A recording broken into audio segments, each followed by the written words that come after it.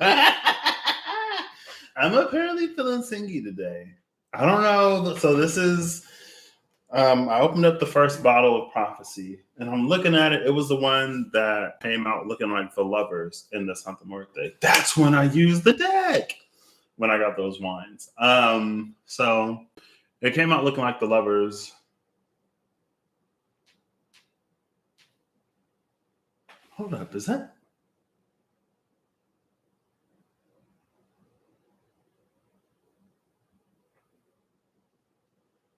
Sorry. Oh, it's the reflection of the light. I was like, is that the moon? Anyway, so it was the one that came out looking like the lovers in the Santa Muerte Tarot. That's the bottle that opened today. So I guess I'm going to. This is my first day of 4 days off. I don't know if I'm gonna do one every day. I think I'm gonna save a little bit at the end so that I'll have all three of these, and then I'll do pick a prophecy, and you can choose, and I'll have little shot cups. This video is not sponsored by alcohol, but it does endorse, this channel does endorse responsible drinking and consumption of substances, whatever those substances be. So I was reading the back of the bottle and it mentioned, I was looking at it at first. I was like, I wanted to go for the one that kind of looked like the Wheel of Fortune. Excuse me, the Wheel of Fortune with the world with the Wheel of Fortune energy. I ended up grabbing the first one, the one that looked like the lovers. And then I'm looking at it and I'm like, oh, this is the High Priestess because of the pillars. It took the pillars for me to recognize that it was the High Priestess. I was reading the back of the bottle and it said that there's supposed to be notes of fresh cut grass. Now, I didn't mow the yard growing up because I have allergies that can get not severe, but that got bad enough that I didn't have to mow. Man, I guess if I ever own a home, that'll be something I have to do. Unless I get someone to do it for me. Anyway, it said notes of fresh cut grass. I'm like, what? So I was going to take a sip, but I haven't tried it yet. I received this deck in the mail today, a Colette Baron Reed, one that I have not had yet until this very moment. The Good Tarot. So a gift from, these are big. These are bigger than I thought they would be. I don't know if I'm going to read the book. You know, I usually try to read the book because I like to see how different authors, what take they give on the energies. I've been kind of warm. I've been running a little warm. So anyway, I'm going to get a card first, and then we're going to see what the first prophecy has to reveal. Just like right off the bat, I feel like I could pair these with the Mystical Shaman Oracle cards. I actually had a thought. I think to combine the SKT Revelations and the Vitruvian editions and see what comes out.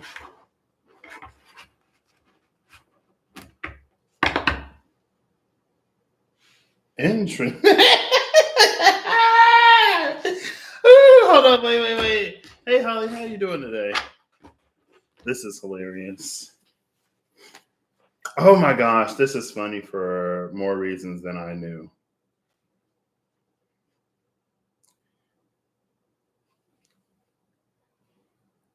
Oh my gosh, it's me.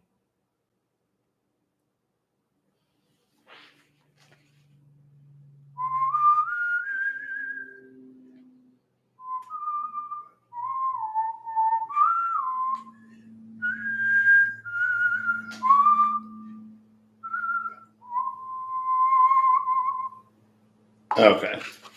So the Messenger of Water and the Six of Air are at the cut. So I already feel like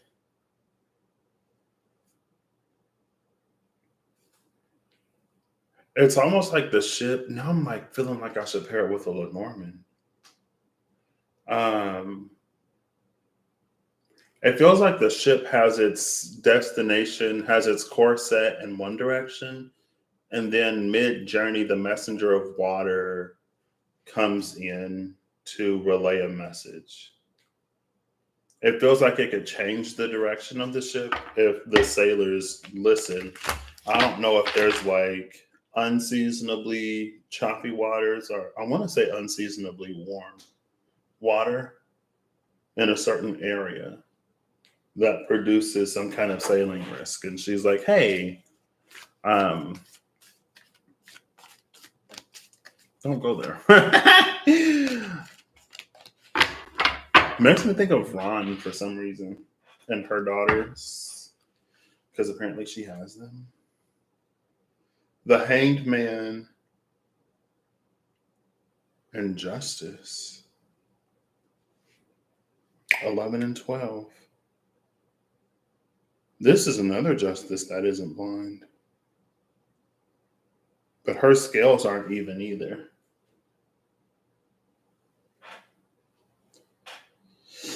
Whew. How you doing today, Holly?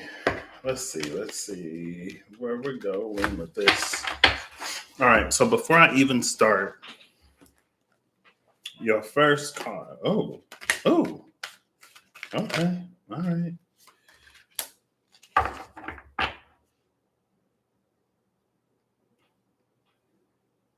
So I wanted to go for the Wheel of Fortune bottle, but I didn't. Fortune's Wheel from the Good Tarot at the bottom of the deck. Now there are three cards that fell out face.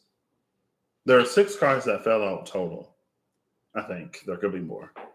Three of them fell out in reverse at the top, and then three of them fell out upright down here. So it's like this. Oh, I should have. Hold up. Give me a second. I'll be right back.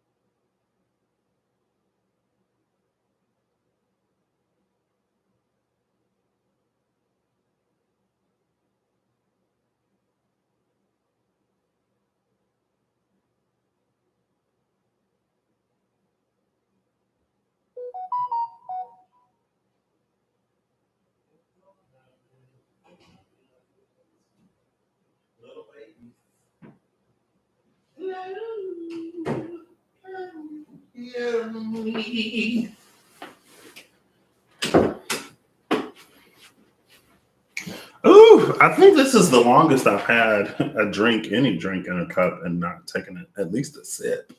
Because I was about to take a sip, but then I was like, oh, I'll save it. I'll save it. You're about to pay your rent, so it's a beautiful day. Oof.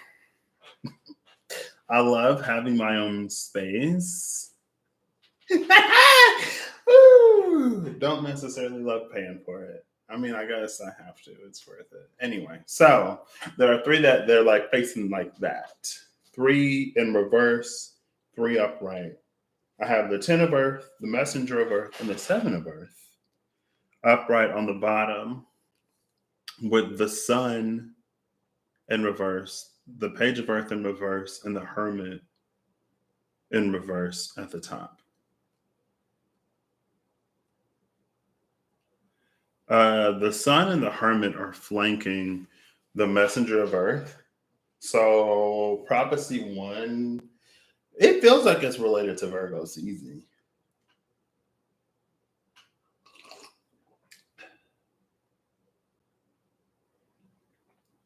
Not my favorite.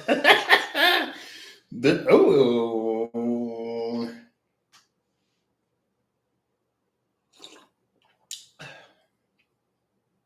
Yeah, no, I'm not a fan of this one. This is a Sauvignon Blanc. Um,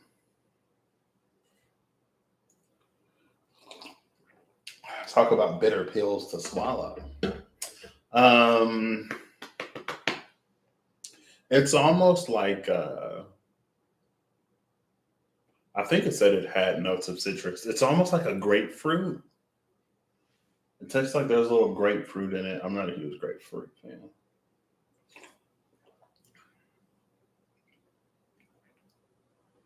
It's just very like at the top.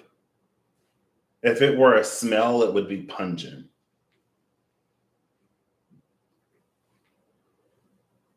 As pungent is to the nose, so is this to the taste buds.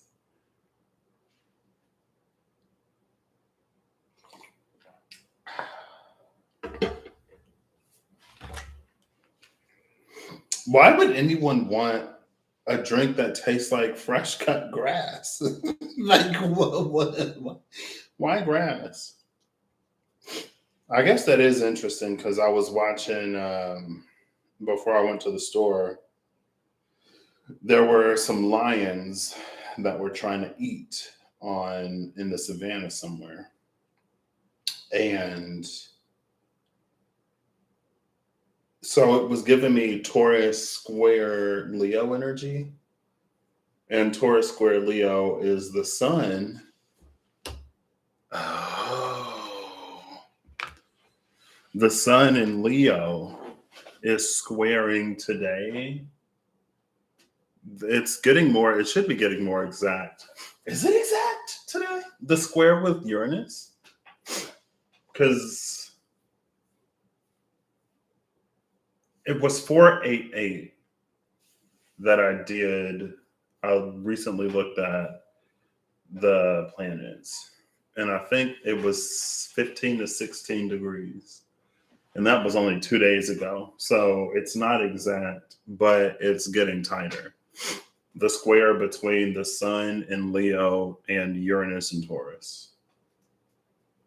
So yeah, it was a wounded. I didn't watch the whole thing, but there was a buffalo that was giving me Taurian energy.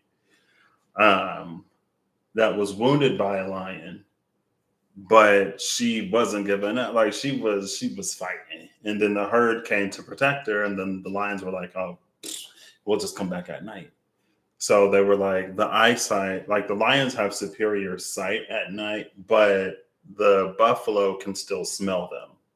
So they're not invisible. And I guess there were multiple lions, and one of them, so they tried to, there was, the other lions were like to distract the buffalo, to isolate the injured calf. No, it wasn't a calf, to isolate the injured female.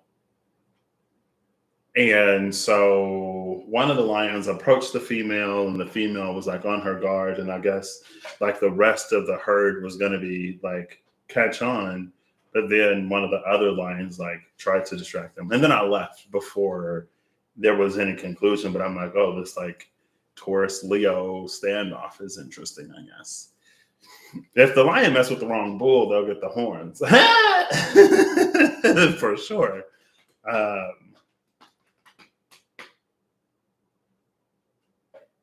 So yeah, because it's the sun in reverse right on top of the 10 of Earth.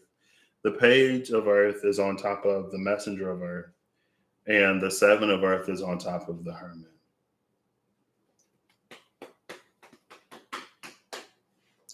So I guess if you want to see it, this is the first pair.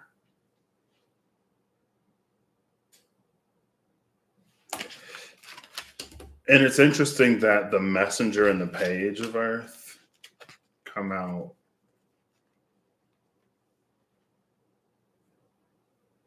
right on top of each other too. Ooh, the AC is kicking on. Thank you. And then the hermit. This is like all Earth and the sun. And I guess the hermit. Then there's the hermit and the 7 of Earth.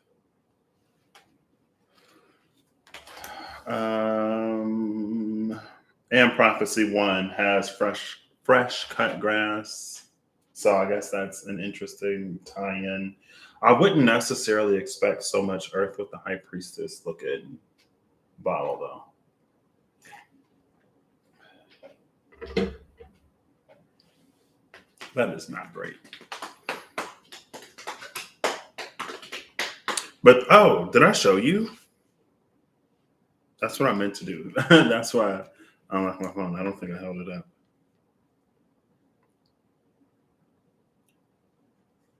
So you can't see the other pillar in this picture, but this one is the one that I opened today. So you can see the white pillar. The black pillar is on the other side. I was like, oh, that's the high priestess. And then the Matryoshka keyhole.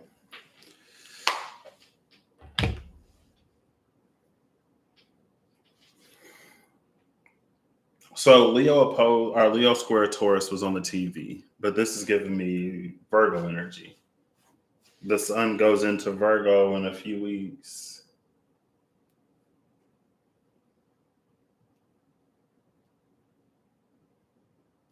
And then Fortune's wheel is here in the middle, with the Queen of Water in reverse under that.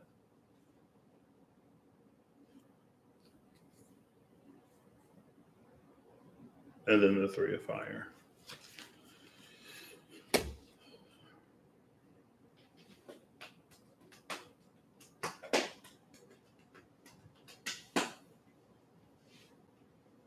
No problem. Yeah, I don't know what this is going to be or what these are going to be, but I guess I'll just flow with it.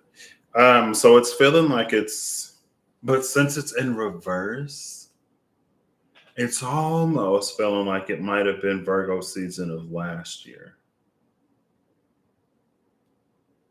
So with Fortune's wheel at the bottom of the deck, if Virgo season is our anchor point, then it's almost been one full revolution of the wheel.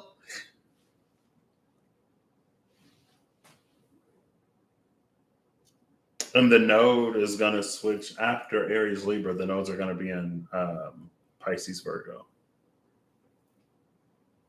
Oh, the messenger of water. Okay. I remember there was some Pisces Virgo axis energy on some read. And I think I read that or one of the things it could have been, obviously, was the full moon Pisces that's coming up in Virgo season. I actually saw the moon at the cut with the 5 of Earth. Because when I open up the deck, the 5 of Earth was at the bottom of the deck. And on that first shuffle, the moon was at the cut. So what's interesting is, this is like, I feel like this is pretty good. So with the sun and the hermit in reverse, it's reading to me, it's feeling like it could be indicative of this Virgo season. It's feeling more like the last Virgo season, and it was the page of Earth energy. Now, as we're nearing a full revolution, a full 360 degrees, 11 or 12 signs, we're at the messenger of Earth. The messenger of Earth between the 10 of Earth and the 7 of Earth. The 10 of Earth is the Taurus decan of Virgo. The 7 of Earth is the Capricorn decan of Taurus. 2, 3, 4, 5, 6, 7.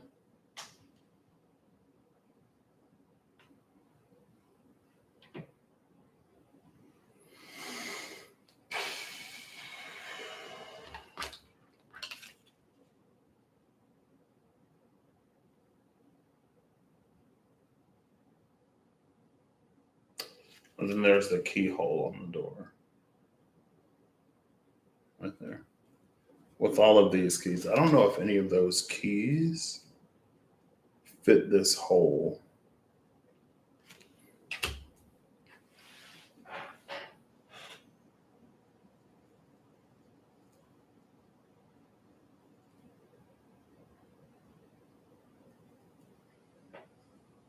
Now I'm looking for keys down here.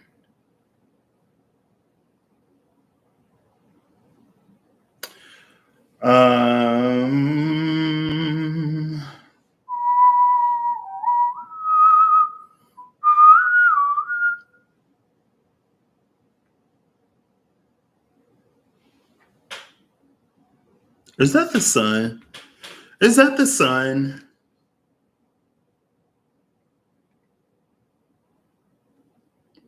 Now, if that would have had zodiac symbols on it, it's the sun and the moon in the middle of the wheel. If that had zodiac signs on it, I would be like, that's wild. So the 10 of Earth, the 7 of Earth. The thing, I think I'm going to try to read these like I would the dice. Since it just says Earth and Fire and Air and Water instead of Pentacles. So if I read this like dice, there's the Sun, the Hermit, the Initiate, the Scholar of Earth, the 10 of Earth, and the 7 of Earth. With the Initiate of Earth, wait. Yeah, the Hermit was in reverse. I turned it upright to look at it.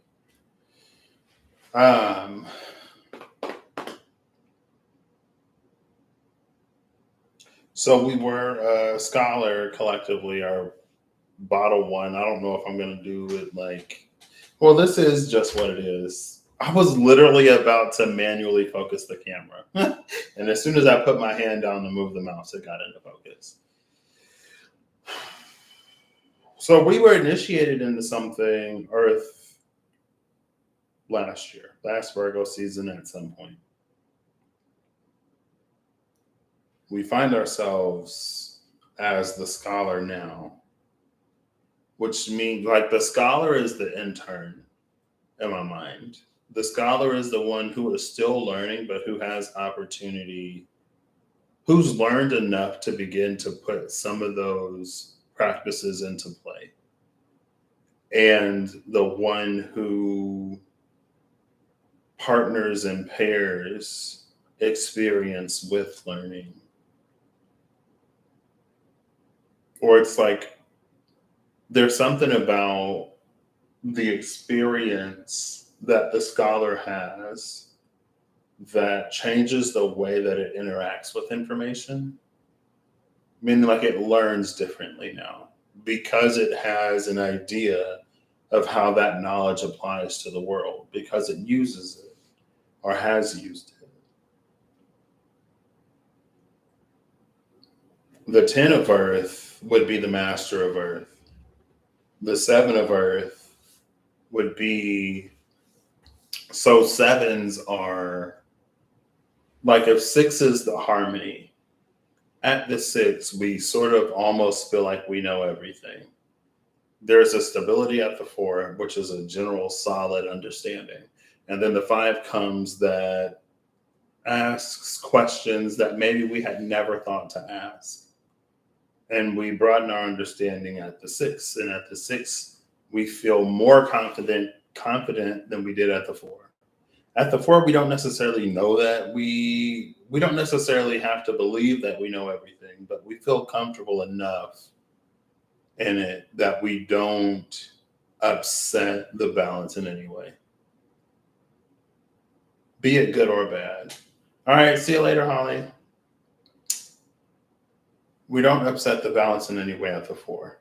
At the 5, there's something that comes in that gets us, it opens us up, I guess, in ways that we hadn't before. And then at the 6, there's a new completion that sort of happens. And at the 6, we think we know it all until the 7.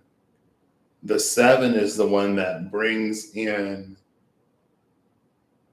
other elements or subtle forces, unlike the 5.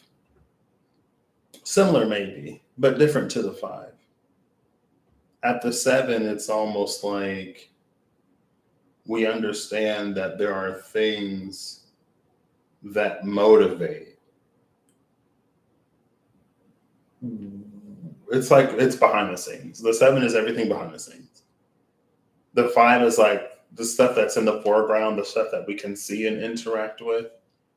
The 7 informs it all. And then the 8 is the one that works into understanding that. The 9 is the one that begins to incorporate that understanding. And then mastery is reached at the 10. Now, when it comes to earth, earth is about the play of elements and the manifestations of it.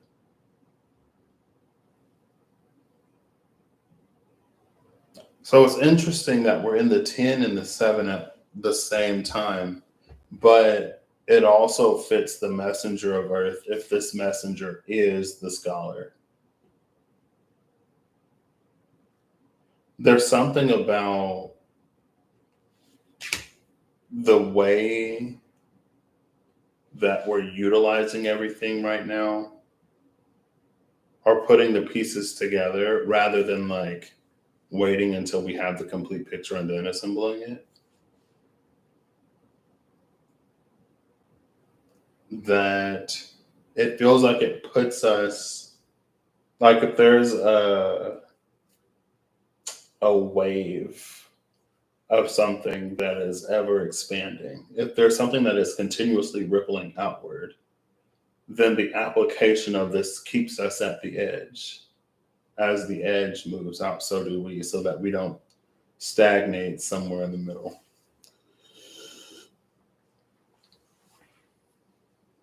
So these came out before the prophecy, and then I took my sip because I wanted to. And if I had taken a sip before this, I don't know if I would have had the courage to go through with it. I would have been.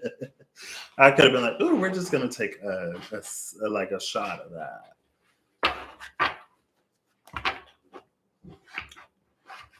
I want to put these all up right real quick. Oh, so this is 10.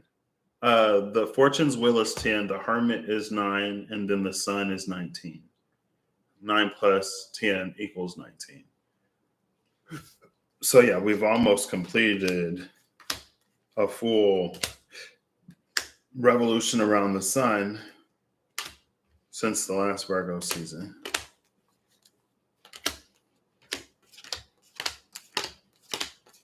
Also, I guess I don't think you would mind. I got this from Rob. I guess I'm exchanging and giving away decks now. So I did a deck exchange with Rob, and this came today with Rob Odinson, formerly, currently Rob Kenobi of the Comatose.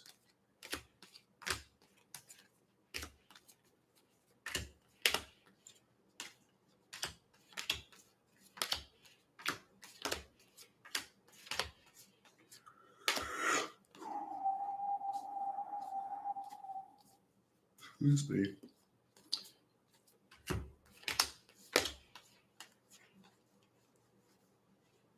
All right. Now, I don't know if I'm going to. I think I will keep these out.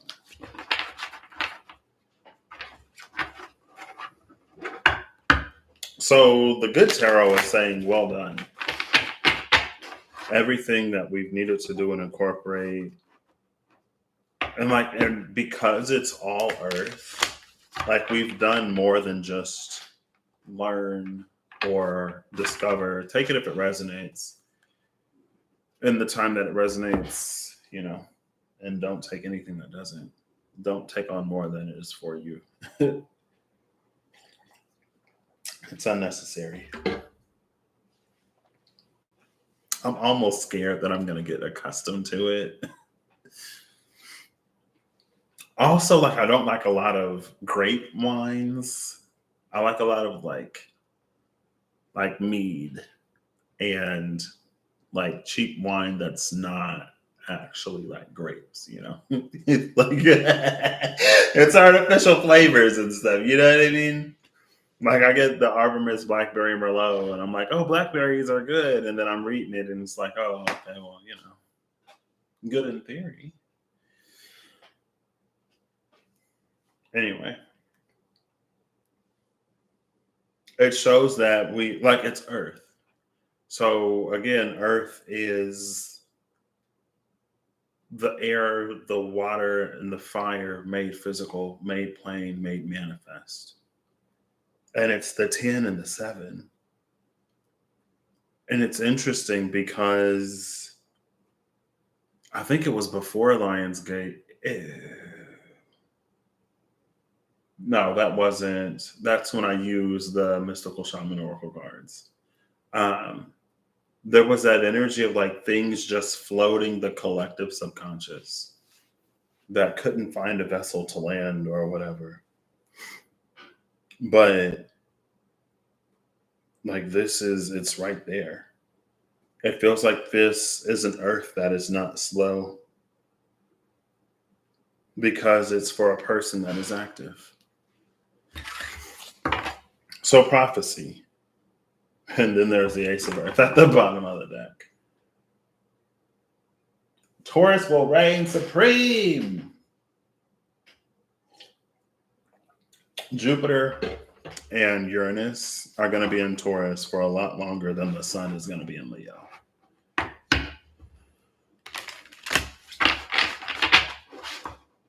And the moon is already out of Leo, I'm pretty sure. All right. So what doth the prophecy have to add?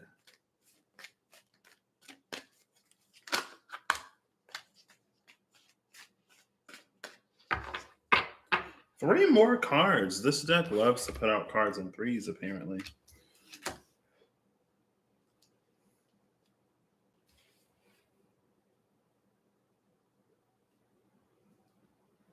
The Messenger of Water is in the midst of all of this.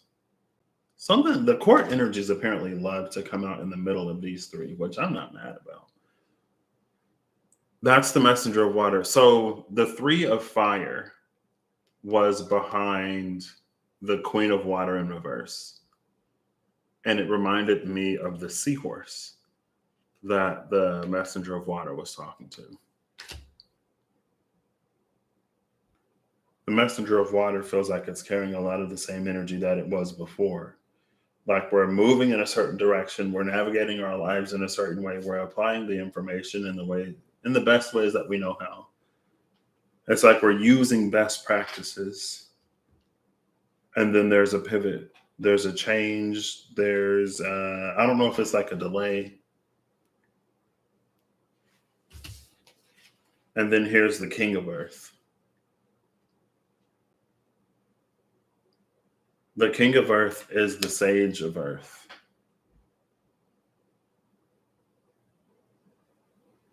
And the Sage is the one that has all of the theoretical knowledge, but it might lack in practical application. because the sage is the one that locks themselves in the tower and just learns. But without experience in and exposure to the real world, it's hard to tell when like reality and theory don't necessarily align. And without practical application, there's no, it's like there's an absence of a metric to test the validity of the information that is gained.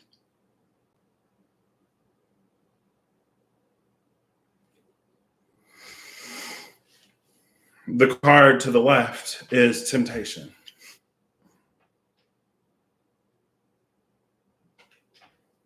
Temptation, the messenger of water, and the king of earth.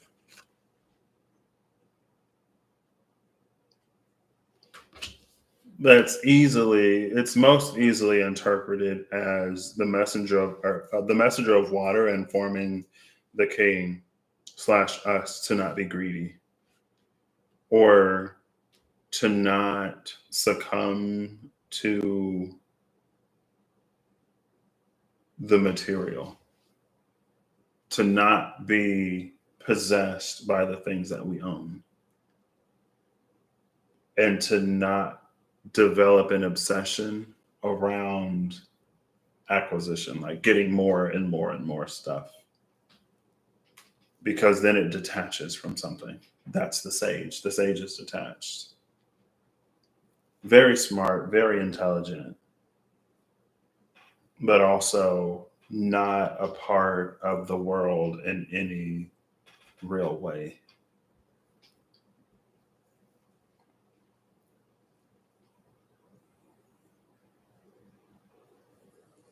This is like all earth. The only non-earth cards are or earth associated cards on the table. It's the sun and the messenger of water.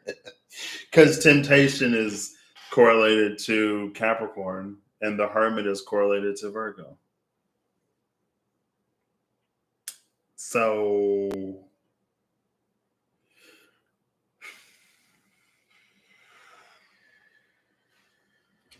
bottom of the deck now is the ace of fire.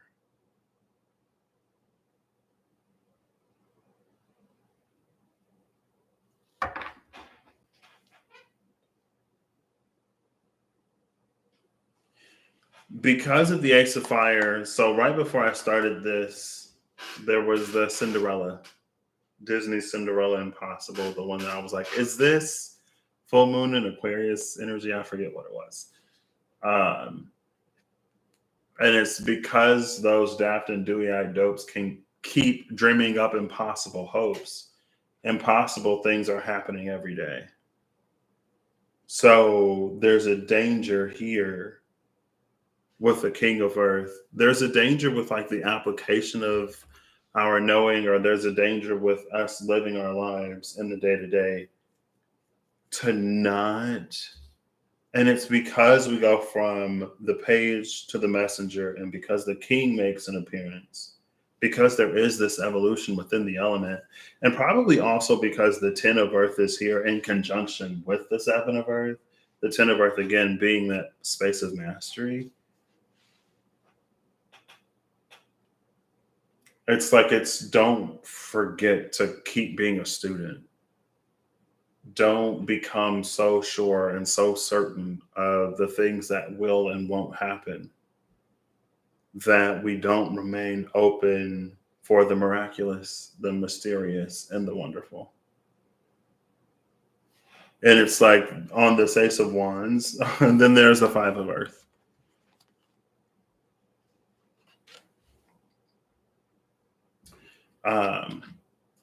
But on this ace of wands, this lantern is making me think of the pumpkin carriage and those daft and dewy-eyed dopes.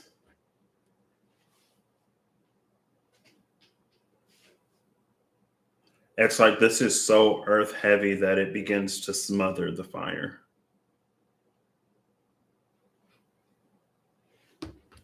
And then the page of water is underneath. that 5 of earth. So hopefully this 5 of earth isn't, I think so. It almost seems like, because again, the messenger of water was carrying a warning.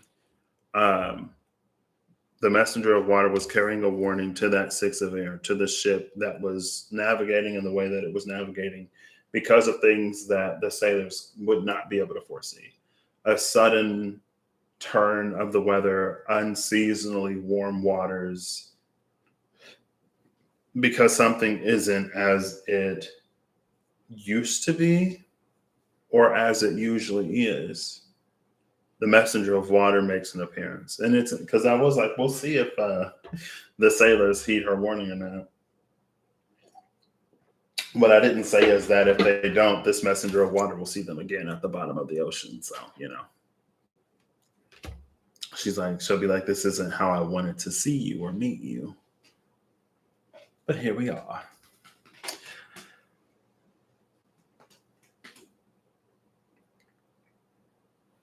Um, yeah, so it's like this, the prophecy one, high priestess. The high priestess and this messenger of water. Interesting, anyway. Um,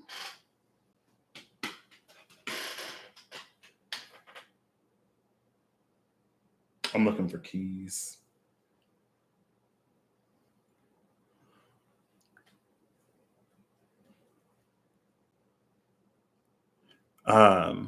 So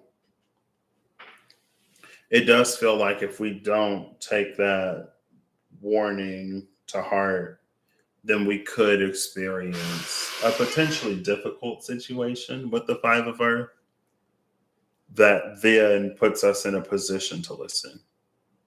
Because the page of water is here, because the initiate of water is here, and the messenger of water is already here, right?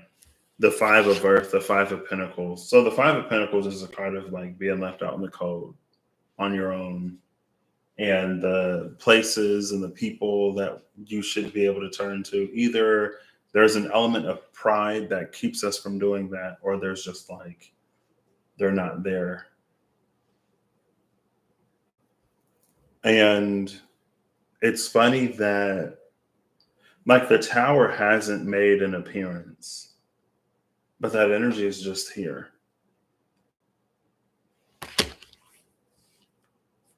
This could definitely be one of those. I should have listened to my gut. I should have listened to my intuition. The divine was telling me, warning me through sign or symbol or synchronicity, and I should have paid attention. Then we get initiated into that. There's also the way of like, because the messenger of earth is here, it's almost like if we take heed and if we take warning, we can skip that whole initiation period and get right into like using it. We don't have to have the hard lesson to learn. We can, you know what I mean? It's like what my mom would say to me a million times over until it got through my skull. I hope you don't have to learn the hard way. I hope this will be enough.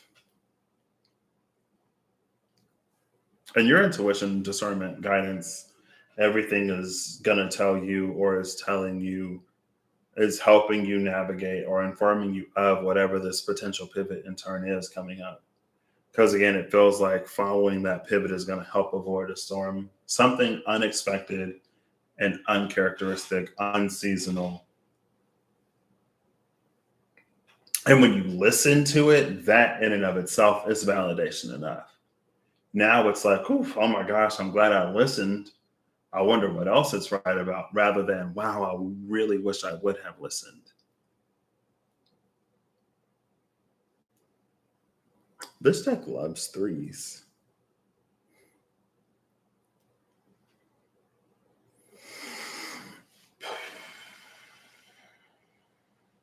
Yeah, so it's just like, it's don't lose sight of the things that matter. Don't become detached or separate from the world at large, and the elements that make it up. Another thing is like the messenger of earth is in this 10 of earth, 7 of earth, like mastery, higher learning, more in touch and in tune with the subtle forces. And then the 5 of earth, because I was saying that there's a difference between like the 5 and the 7. The 5 is everything foreground, everything that we can see. The 7 is everything behind the scenes that motivates the things that are seen.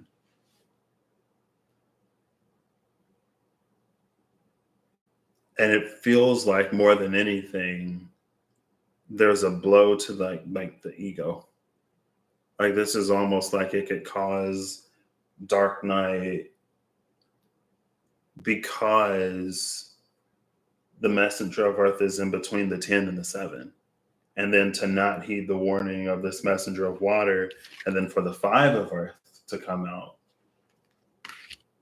Sometimes when we think we know, or sometimes when we get confident in one thing, only for reality to show us that we don't, that in and of itself is its own kind of damage. Especially when we feel so confident, because like the king of earth is here.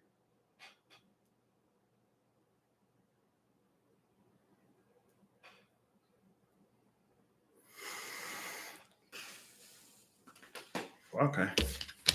I'll put these back on the bottom.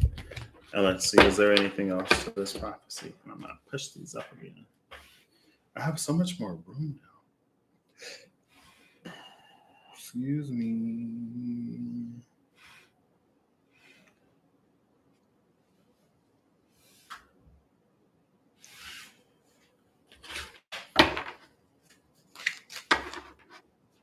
There's the King of Fire. It's interesting that the King of Fire has his heart. So does Leo win? The King of Fire with the Ace of Fire? I'll tell you, those Buffalo and Lions were going at it. It was a stalemate when I left, you know. And I wasn't too interested. Welcome back. I wasn't too interested in seeing who would win. All right. I'll give it 3 shuffles.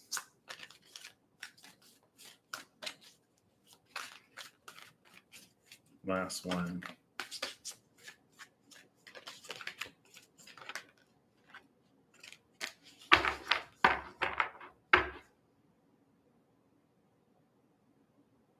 Bottom of the deck is the Star. The one card that came out is the 3 of Water.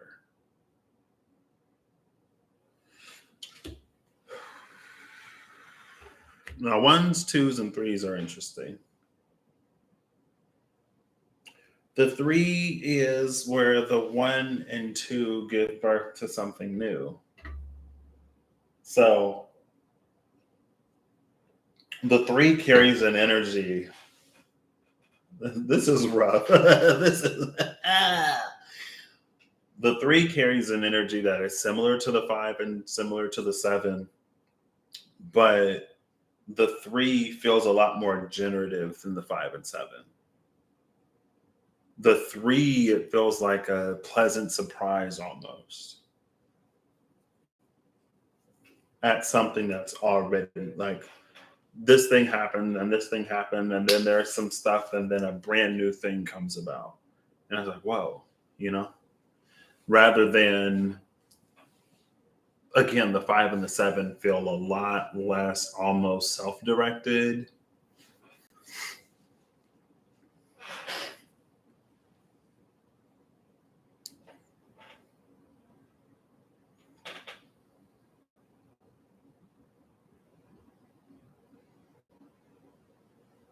So there are 3 pearls here.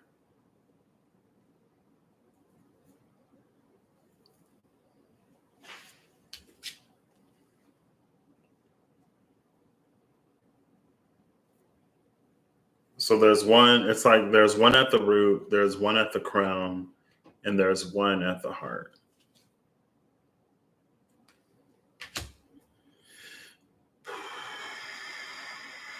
The root is all about foundations. Pluto is about foundations, and Pluto is in Capricorn.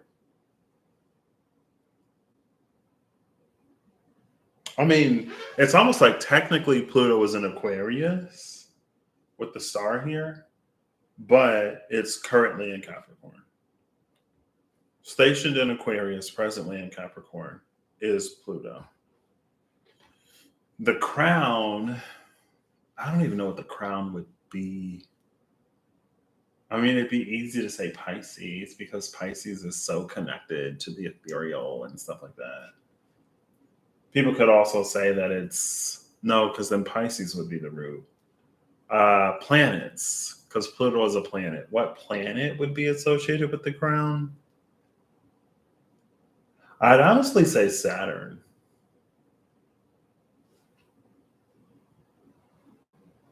And not just because I have a proclivity towards it.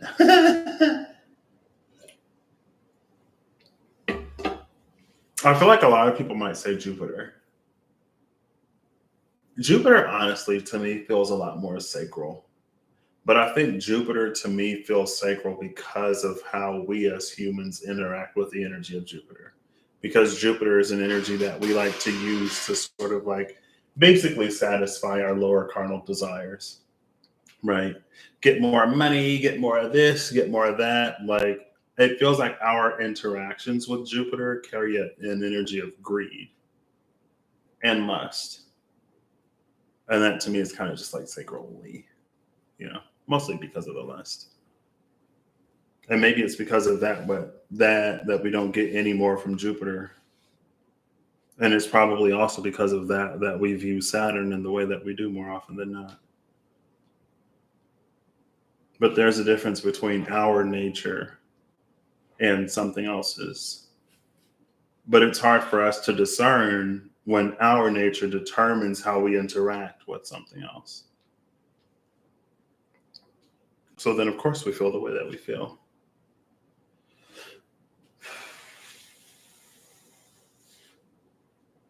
And then there's the one of the heart. Mercury is coming to me as the heart for some reason. But maybe that's because Mercury is about communication.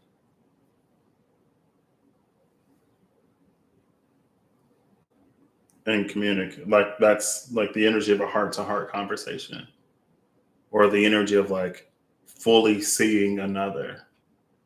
It feels like it's Mercury to me because of that communication, because of the back and forth, rather than Venus. Venus would be, I don't know.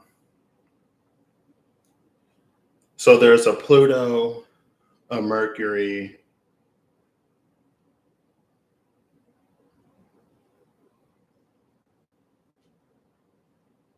I'm still out on the crown. No, this is one of those take it as it resonates parts. So whatever means root, heart, and crown, if these pearls even symbolize root, heart, and crown to you, like that's where these diamonds are being created. Or it's like those are the places to draw wisdom from. Maybe wisdom earned within this past year.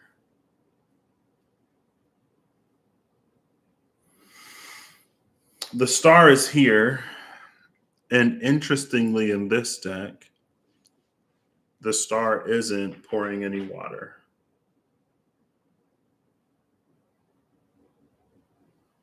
The star is withholding the water.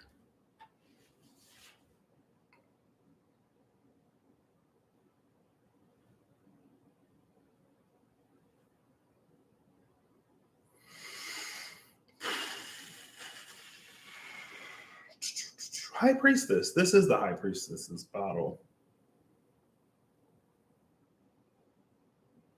Is there any? There's no fire on the table or air. There's no fire and no air. I mean, if we count the sun as Leo, then sure, we can get fire. It's all earth and water. I mean, it's all earth, and then there's like a splash of water. The star through Aquarius could give air, but it's the water bearer.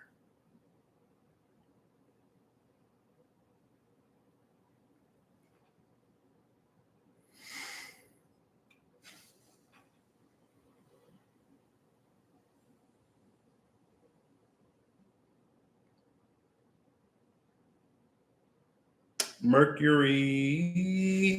I think somebody on the internet somewhere said that Mercury has entered its pre-shadow. I don't have my other phone with me.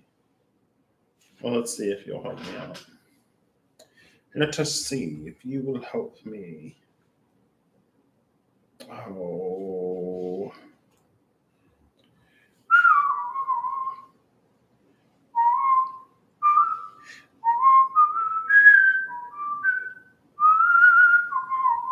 So yeah, the sun is 17. Venus is directly squaring Uranus right now, which is interesting. Venus was just at, was it like 25? I don't have my sticky note up anymore. It was like 25 to 26, wasn't it? Venus conjuncting Black Moon Lilith. That was yeah, because Venus and Black Moon Lilith had like cross paths. Venus heading in one direction, Black Moon Lilith heading in the other. So yeah, Venus and Uranus are exactly squaring right now. Well, Venus is retrograde, so it's going to break, and then when Venus goes prograde, it's going to come back. Now, it was the Ace of Fire that was at the bottom of the deck with this temptation, the Messenger of Water, and the King of Earth.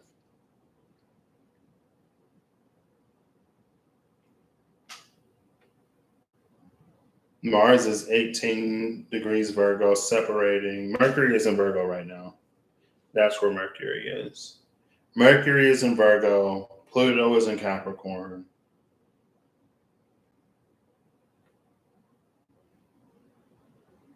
Jupiter is in Taurus.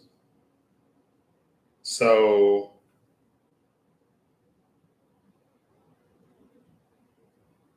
if Jupiter is that crown, then it's all Earth.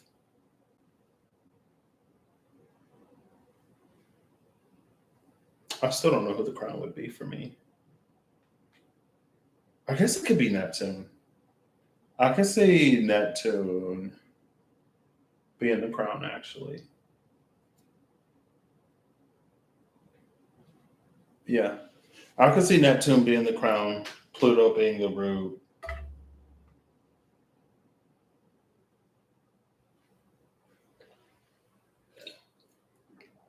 Neptune is in Pisces retrograde at 27 degrees. So Neptune is sextiling Pisces.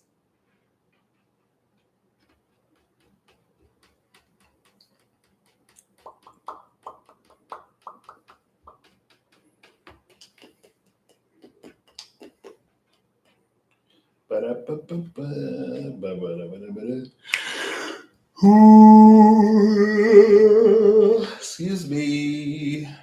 So,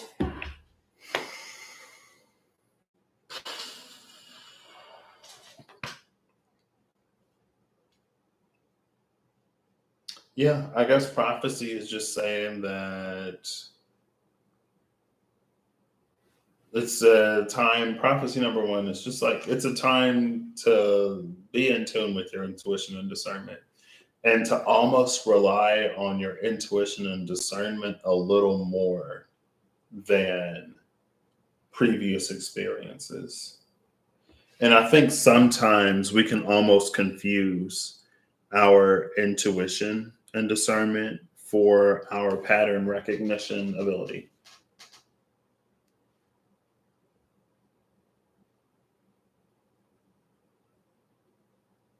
We can confuse our intuition and discernment for a lot of things. Sometimes it's fear, sometimes it's like paranoia, sometimes it's strong desire. Sometimes it's, again, like pattern recognition.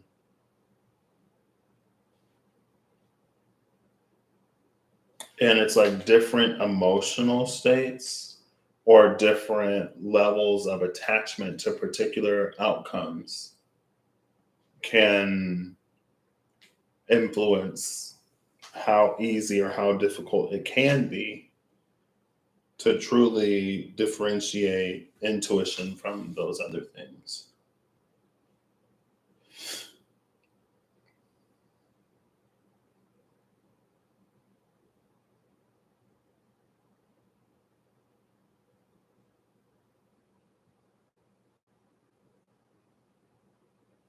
And the star is not pouring out any water. So the star not pouring out water is almost giving like a low tide energy. And if we are navigating on a boat, then that poses a danger of running a ship aground.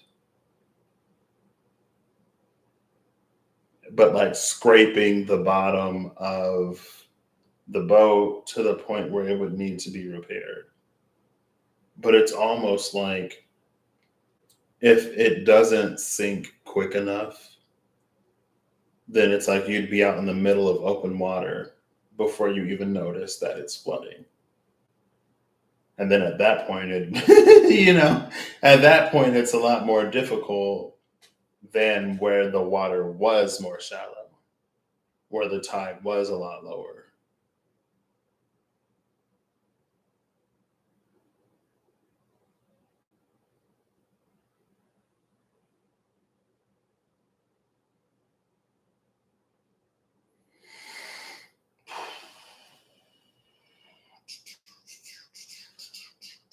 Yep, I guess that's it. I feel like it's not very prophetic to ask Bixby or Google to flip a coin. How do I know when I'm done with this? Well, I mean, I am. I'm done because the messenger of water is here. Um, this three of water is also playing on that page of water a little bit, but the page, I guess it plays on the page of water either way, whether we listen to our intuition or not, whether we follow our discernment or not.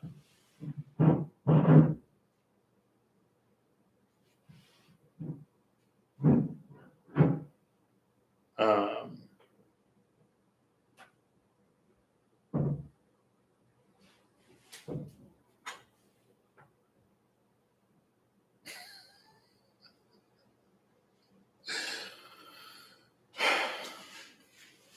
Whether we follow it or not, we begin to see its worth and we begin to see its value. Um, and because this three of water, it again, like it almost feels like it's a little bit more on the positive side, a little bit more on the, oh my gosh, I'm glad I listened to my intuition because, like, look what happened, or look what's happening. Because the three is generative, but it feels like there's this, it's an opportunity to interact with intuition and discernment in a new way. Maybe not necessarily brand new, but in a different way.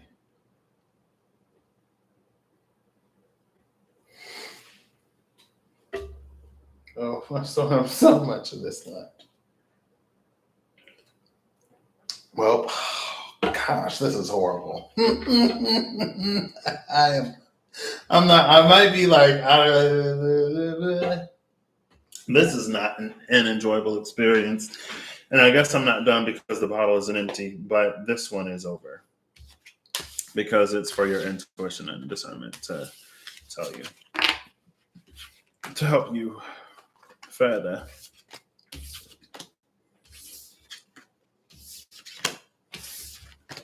But yeah, so it's like, it's a little bit like, we have successfully navigated and applied knowledge information. We've been utilizing our intuition and all of the other resources that we have in our availability. Our intuition, our free will, our ingenuity, our passion and desire to make it through a certain earthen initiation, but to go from messenger to teacher or sage, to go from the knight to the king or queen, it might, like, it would have an initiation that's different than the one to go from page to knight. And it's almost like because the stakes are a lot higher. I know I don't have to drink it, but for the sake of the video, I will. And then when I do the picked one, but that one I'll just do like a shot, so that won't be as bad.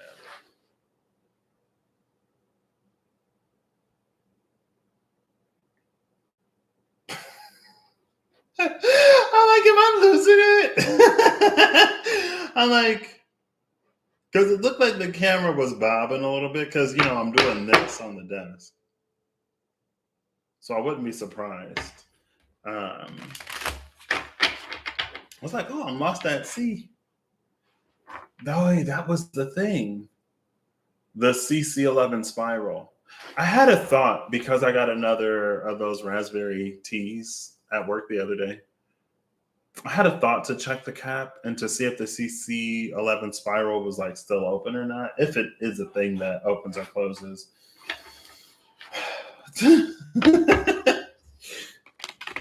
Yeah, I mean, it's almost as unpleasant as my face makes it seem.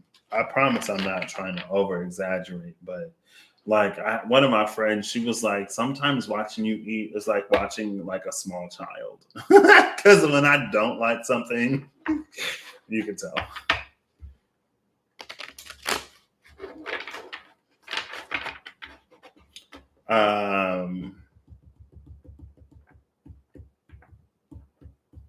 So yeah, it's almost just like it's not a check on us unless we make it so. Actually, for the last fifth or fourth of this, I am going to ask for the cooperation of a volunteer. Oh, I'm going to use the SKT, like I said I would. We'll do that. I was going to grab the Mystical Shaman Oracle cards and mix it with the Good Tarot, but I'm going to grab SKT 2 and 3, and I'm going to mix them together, and we're going to see what comes out. So yeah, I mean, altogether, Prophecy 1 is very positive. It only becomes, it feels like it's only a danger, or it can only become, it becomes a little bit more not necessarily desirable whenever we become resistant to the flow and changes that are happening in life, or whenever we get a little bit too comfortable in what we believe is a knowing.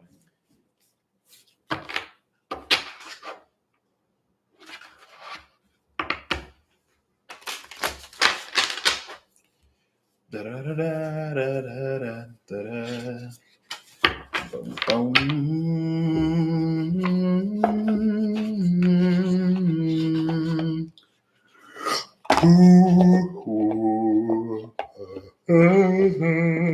Excuse me.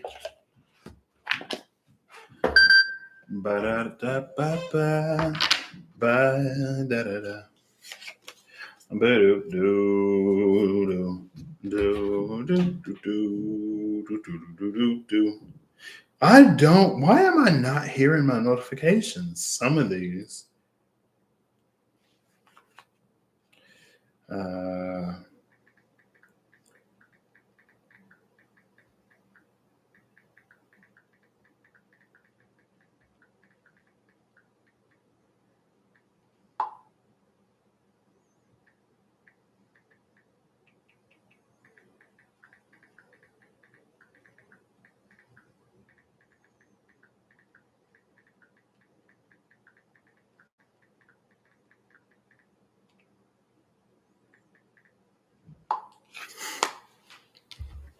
So there's no more fast and there's no more scenes and my garden thrives. You should see my nectarines. I think I'm gonna split this in half, roughly.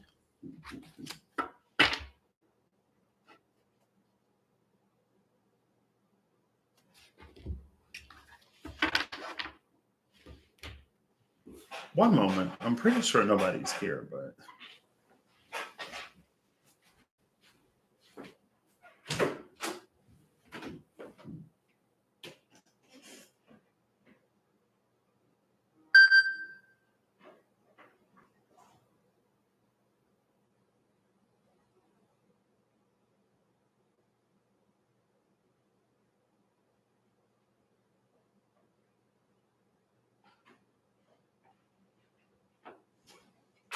all right, yeah. There's like some drilling and all kinds of stuff that's going on apparently. 'Tis the season for renovations. And then I'd make some drill noises if I could, but I can't. So. All right. Prophecy 1.2.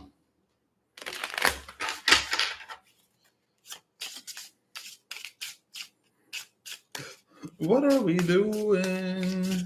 I could do this side, that side, but I don't think I will. Oh my gosh. What is up? It's the grass. I don't know who would want wine to taste like grass.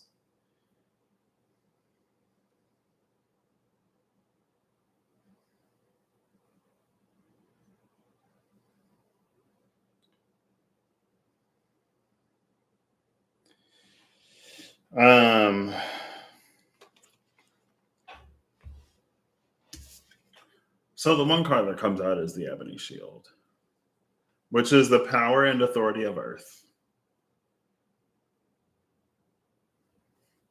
So I guess the Earth messages don't stop there. Now, this Ebony Shield is interesting because the Ebony Shield, more particularly in the Vitruvian SKT, carries an energy of temptation a lot of times. And by a lot of times, I mean sometimes. I mean like one time, and then like that energy stuck around for a little bit. And so sometimes she carries that energy of temptation. She's like, hey, kid, I have an apple. That's what kids eat nowadays, right? And it's like, no, we've graduated to synthetic sugar. You can't offer us natural sugar and expect for us to get in the van. That's not funny. Anyway, I guess there's also the golden apple of discord. There's also the apple, the fruit of the tree of the knowledge of good and evil. Apples have just been like, because the witch gave Snow White a poisoned apple. Is there any other fruit that gets as much love as the apple does when it comes to nefarious plots? So that could be Eris. Eris is an Aries. And Eris had an honorable mentions in the Grand Cardinal Square, the Grand Cardinal Cross, when the node switched into Aries Libra.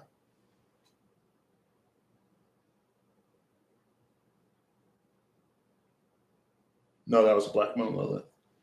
Black Moon Lilith was conjuncting Venus in Leo.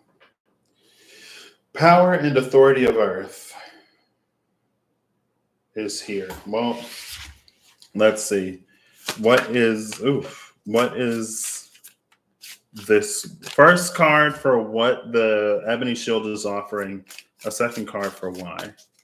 I mean, when it comes to the shields, I think she is the most generous. I don't think any of the other ones are necessarily going to give anything. It's the Seven of Earth again. The Seven of Pentacles. The Gardener. She's giving Saturn and Taurus. Okay, well, who wants that? And why? That came over. Ooh.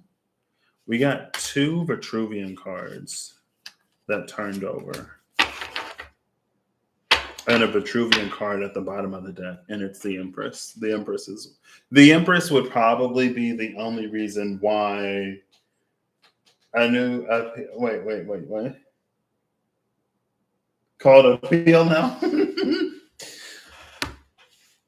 So we go from this sepia toned energy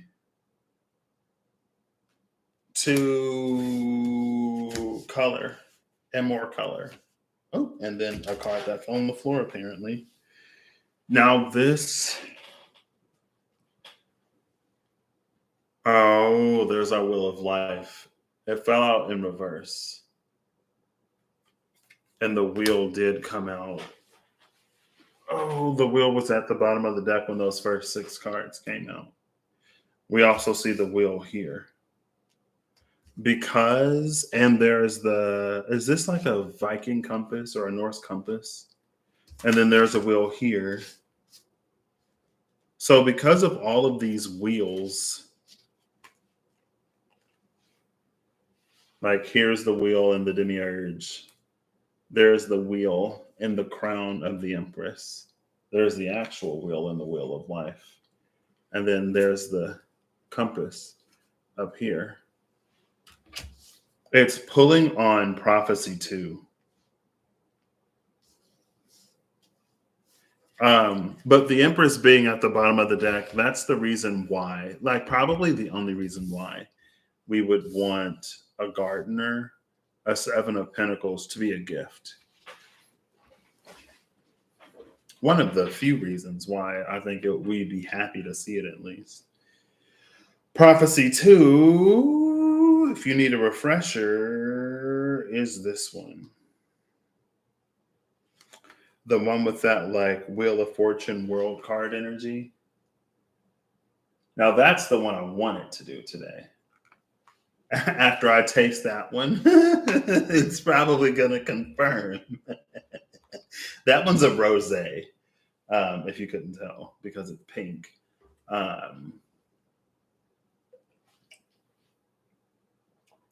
Apparently my shirt was thirsty too.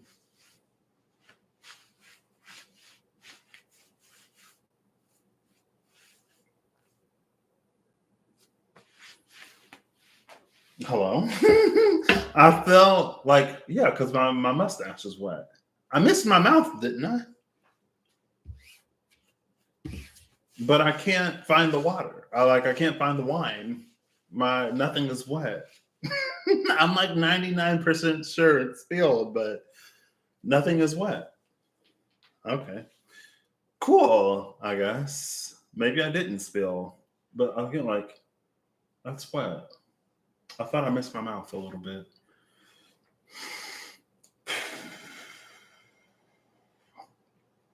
Yeah.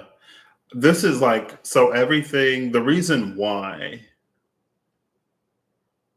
Oh, duh. The reason why the Ebony Shield is offering us this apple, and it is almost playing on the knowledge of good and evil, but instead of it being of good and evil, it's like, first of all, everything, the reason why it's a different color.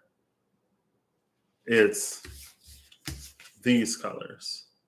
But also, so I had to Google it some time ago. Venus in Aries, Saturn in Taurus, and then Pisces with the Necromancer. Venus with the Empress. So, nothing but that. Well, there it is. It's right here. That's where the dehydration kicks in.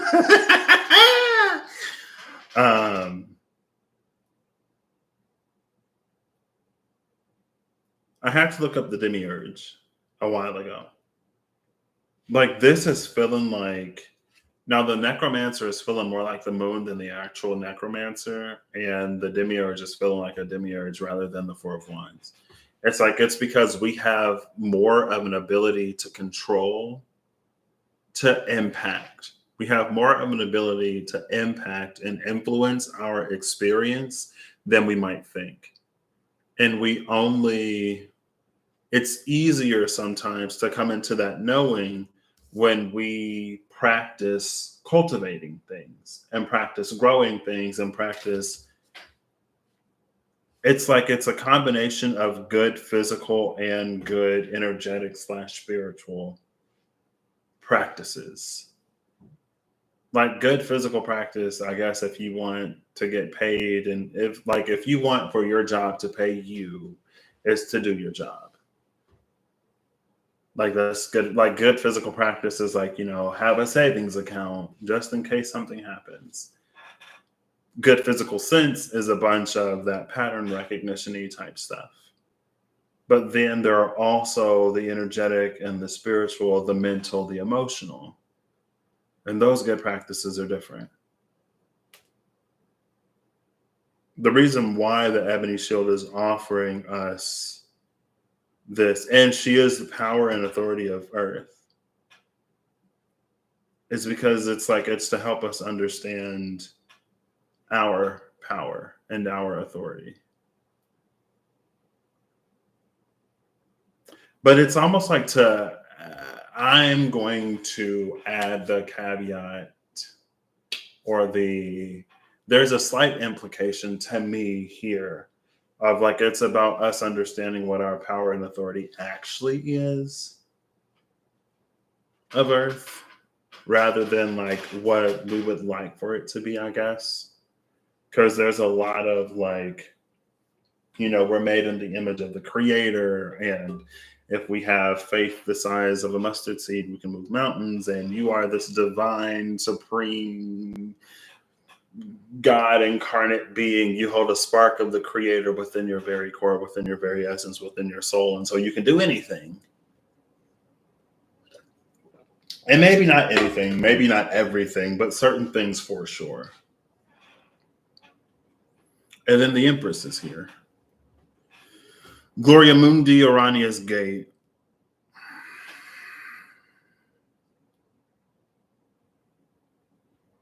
Ooh, not the serpent. I don't know if I've ever noticed the serpent. There's the serpent and the Empress right there. You see it? If it'll focus. I feel like it's almost focusing. But if you can tell, it's a winged serpent. The Three of Cups. That was the Three of Water that came out. Okay, I completely missed that. And then there's the Wheel of Life, the Wheel of Fortune again.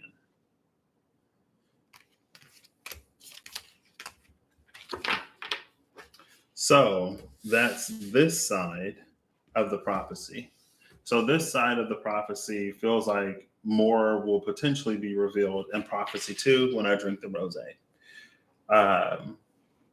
It's about us, again, like getting to know how. So because the Sage of Earth, and that's what the Messenger of Water was warning against. The Messenger of Water was warning against becoming the king / the Sage of Earth. Because the Sage in its tower, in its isolation, in its dedication to the study and the theory, it becomes detached from reality. And it's like, okay, like that's how things work in the perfect ideal textbook world. But out in the real world, where there are many an influence, both seen and unseen, subtle and not so subtle, that have different degrees of impact on outcomes, it ain't necessarily going to be textbook perfect.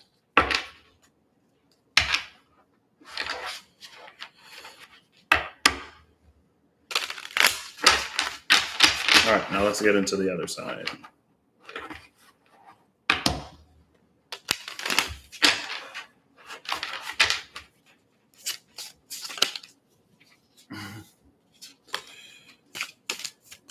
So again, we have one card.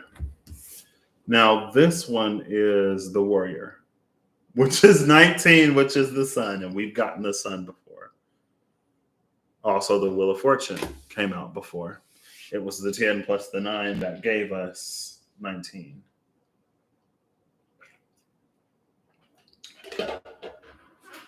Whew, okay. It's not as bad towards the end of it, or my taste buds are acclimating. Um, the warrior is here, the sun is here, and we see the wheel again. We also see the triquetra, which is basically featured on the pentacles, on the earth, on the pentacles and the earth card in the middle of the sun. It might not focus, that's fine. If I give it a little bit more light, there we go. The trick is to give it enough light for it to focus. The triquetra on the middle of that sun.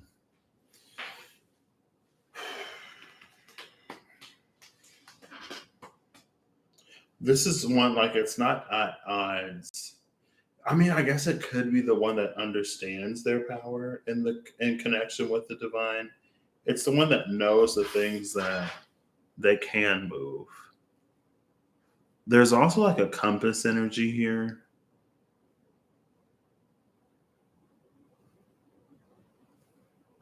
Master of the mystic light. This is tone 9. And is that... It might be fire, the fire trigram. I don't remember. Master of the mystic light.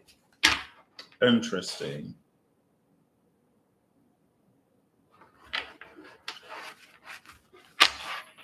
So the necromancer is the gateway of resurrection, and then Gloria Mundi is Arania's gate. Oh, yeah, duh. I was getting that feeling. So it's like the Empress is a little bit more passive. This side is a lot more about sort of like nurturing things into being. More so, it's almost like the more feminine side, I guess you could say. But I guess I don't want to say that. I could say it's definitely would be interpreted that way. And the Empress is there. So, all right. I will take you. And this one flipped over. How is that in reverse? The Quester, 6 of Swords in reverse. Bottom of the deck is the Lovers. I was actually thinking of using these decks to pull before and after the Dynasty 10 of Pentacles, because I think in the Vitruvian edition, the Dynasty has a void in it. Maybe not. I know in the Revelations edition, Dynasty has the flower. What was void is now a cradle for life. More so than a cradle for life, it's blossoming. Both of these are in reverse, actually. No, only one of them is. The golden shield is upright. Another shield. Sanctum of Splendor this time, though. With the Quester in reverse. And then it's like there's this eclipse in the back. You see it? Right there. It's almost like the Quester is in reverse because it's reached its destination.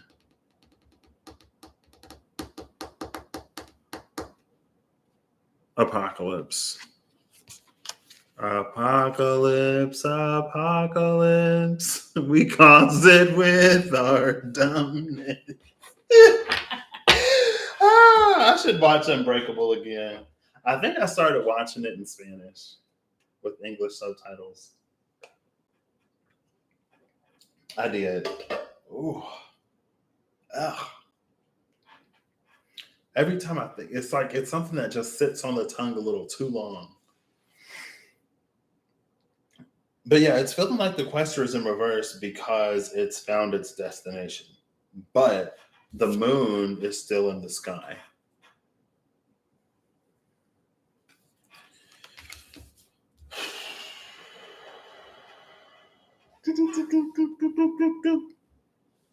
I think I actually saw the Queen of Fire. Where was she? Under the Three of Water, maybe? When the Three of Water was behind whatever card was at the bottom of the deck. I don't remember.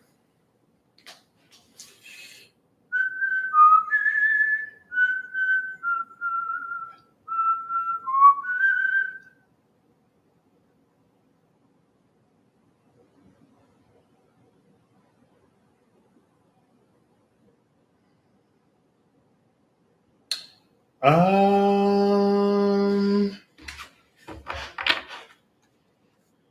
So yeah, it feels like the quester has already reached their destination. It's not Journey's End, but it all. So it's almost like the Six of Swords has reached land in theory. I don't know if the Six of Swords realizes it necessarily in practice, but in theory, they've reached land, meaning they've reached their destination. But I don't know if the Six of Swords is still in open water. It's almost like there's an assumption that the destination for the ship would be on land, and it's not on land necessarily, but it feels like it's reached the spot that it's supposed to reach. And it feels like that's why the sun is a lot more active. That's why it's the warrior here.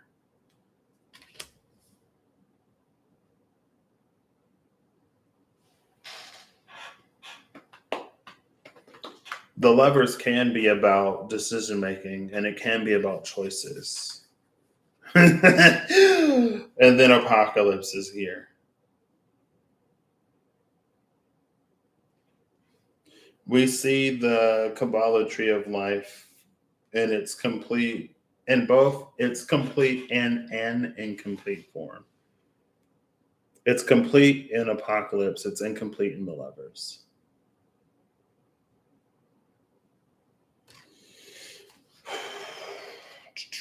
And then the Queen of Water is in reverse under that. The Ivory Shield is in reverse under that. Now, the Ivory Shield is usually in this deck.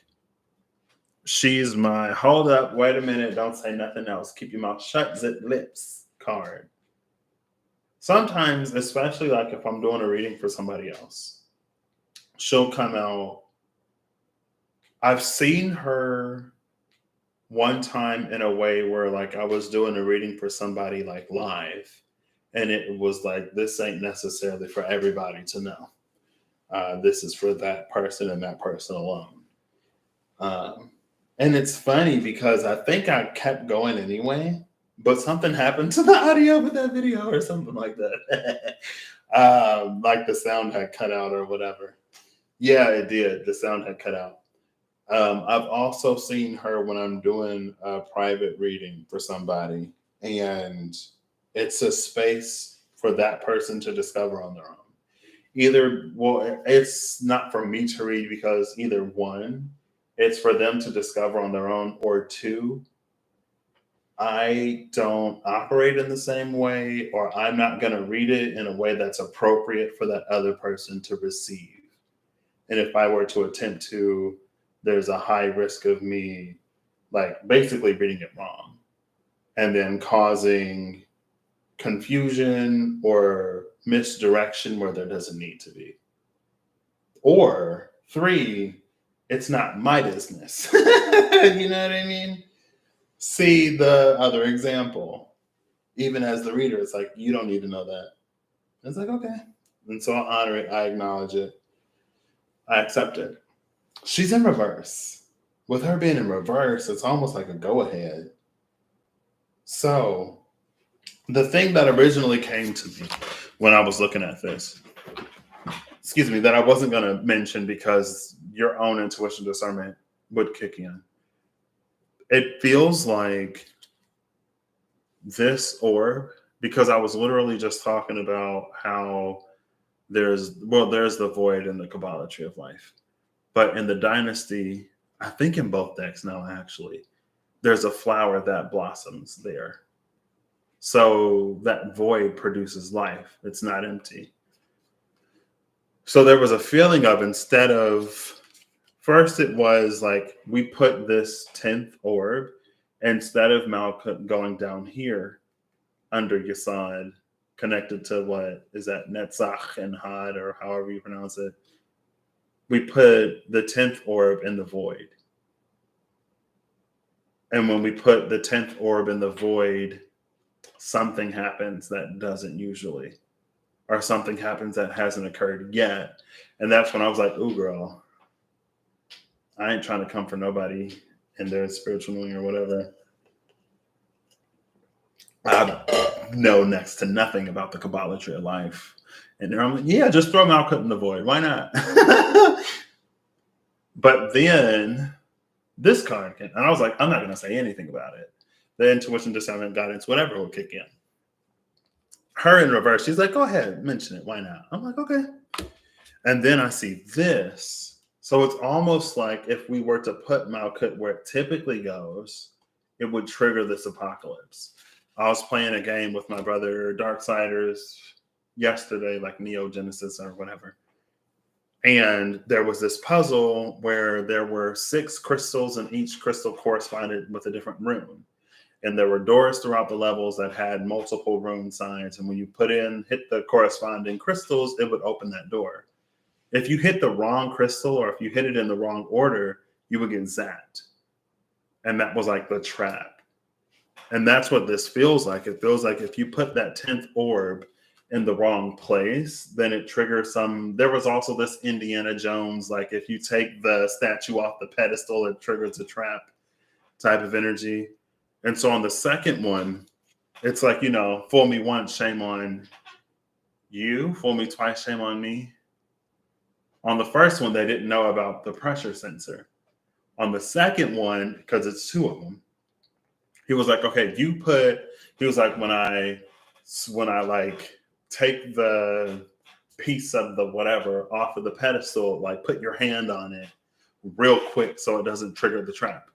And so this time they did it. And then the guy that they're trying to find taunts them, and the person falls for the taunt and takes their hand off of the pedestal, and the trap is triggered. So that feels like, again, like it plays on the ego, it plays on pride, rather than the almost like greed and lust that came in before. And wrath was also like because he's just like a wrathful character. I mean, it's war. And then war's pride was triggered, and that's what got him to release his hand from the pressure sensor. So it's like it overrode the sense, and it triggered the trap anyway. Emily.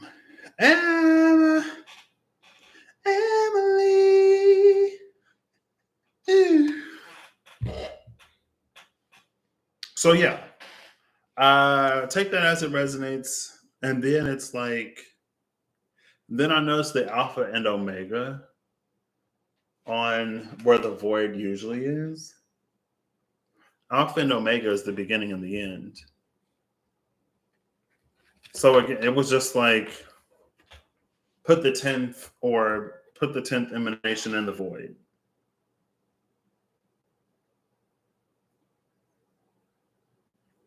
Which, because like when I was reading it, and again, I don't know nothing about nothing, but when I was reading it in like the Angelarium, and I was reading the entry for Yesod, and I was reading the entry for Malkuth, it almost like it feels like Yesod would be a strong enough anchor for the tree of life that Malkuth could go into the void. And it's also like, because Malkuth is the macro inside of the micro, like it would be connected to 6 out of the remaining 9, because it would be here, connected to Keter, connected to Tiferet, connected to Gavora and um, Chesed or Chesed. And there's another one, Chakma. Like it would be connected to so many of them. And it's like, Malkut is already so connected. I, and my limited human, not knowing nothing about nothing for those very venerated and, whatever. It's not whatever in a disrespectful way, but whatever, because I am so just uninformed. But it feels like Malkut would probably be the one emanation that could survive the void. And more than survive it, it feels like it would bring so much context to everything. It would make so many it could help for a lot of subtle, unseen forces and influences to be made a little bit more plain. But also at the same time, when it comes to knowledges and things that are kept secret, you don't necessarily want everybody to know what the occult is, because then it wouldn't be a cult anymore. Right? It's not hidden or a cult or a secret society if everyone knows that it exists. Not that, I'm making any kinds of implications or whatever, just, whatever.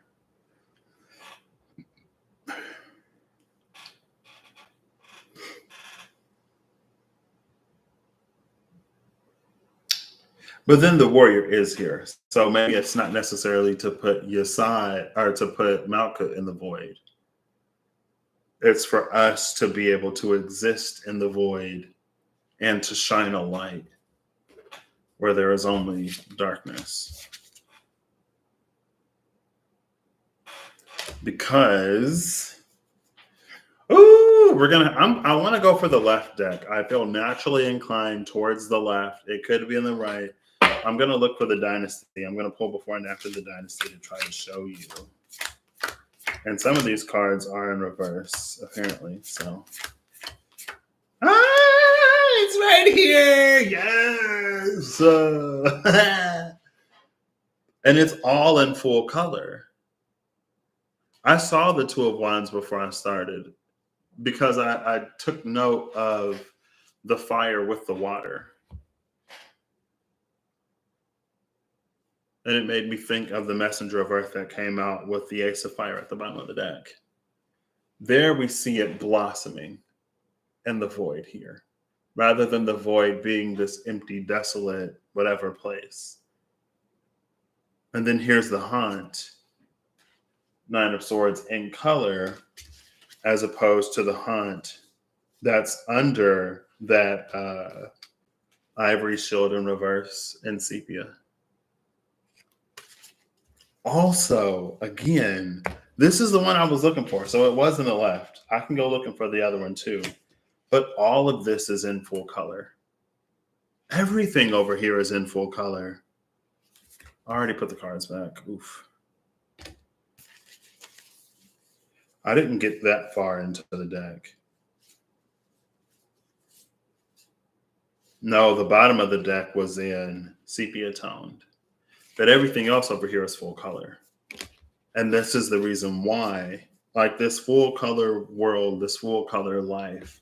And again, it feels like it almost fits that, like when Malkut is in the void, then it brings color to everything because it's more directly connected rather than it being this more, there's not as much separation. It's like Malkut at the bottom is on this side of the veil and then everything else is above. But Malkut in the void is like it's connected to everything again. So it feels like it makes a lot of the subtle and unseen more visible.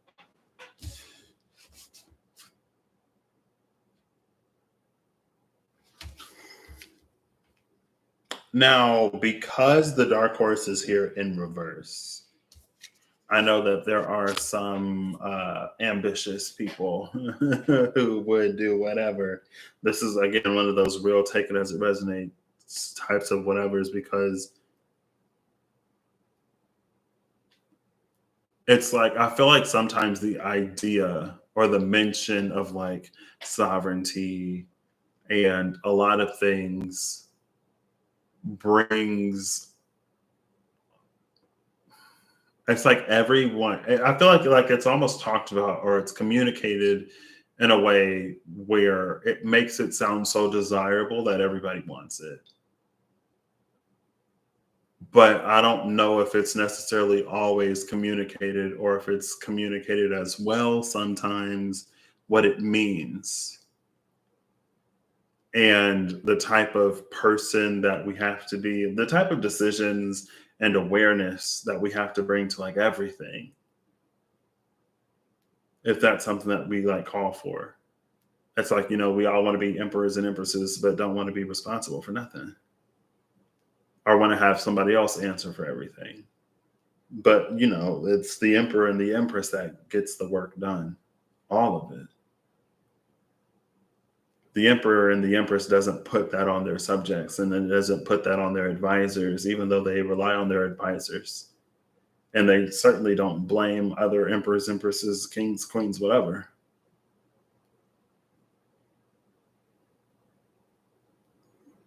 It's like it doesn't necessarily seem to be easy, is the point that I'm trying to make. And it came out with the warrior. So of course it's not. But I don't know, it's feel like that's what the Seven of Wands, the Dark Horse in reverse is feeling like. It's just like it's be mindful. Because when you make a declaration, when you make a statement to the universe is listening. And the universe will cater your experiences accordingly. Right? If you say that, declare to the universe that you're not afraid of spiders anymore, don't be surprised when your next pathway or journey takes you through a cave full of spiders. And it's not to test you. It's just because you're declaring that those pathways are no longer off limits.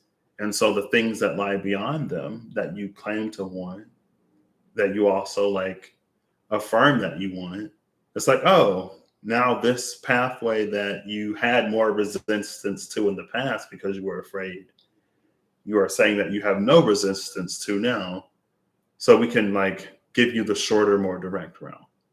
We can take a less roundabout way because you said you're ready for it.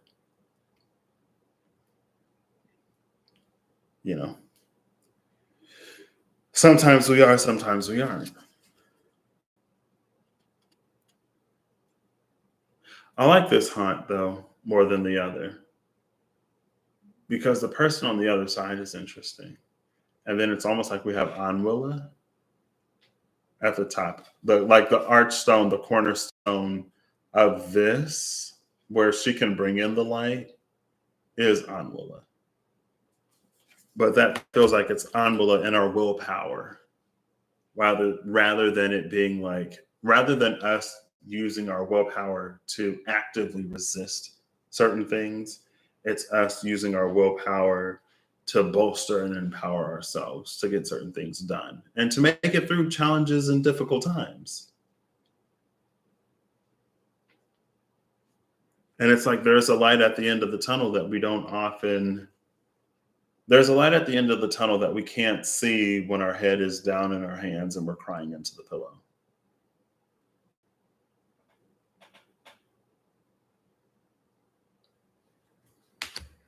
And then the Archangel of Healing is behind that. The angel who salves and purifies.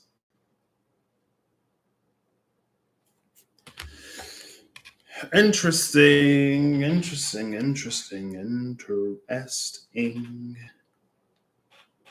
All right, well, I think I am done here. That's prophecy 1. Apparently.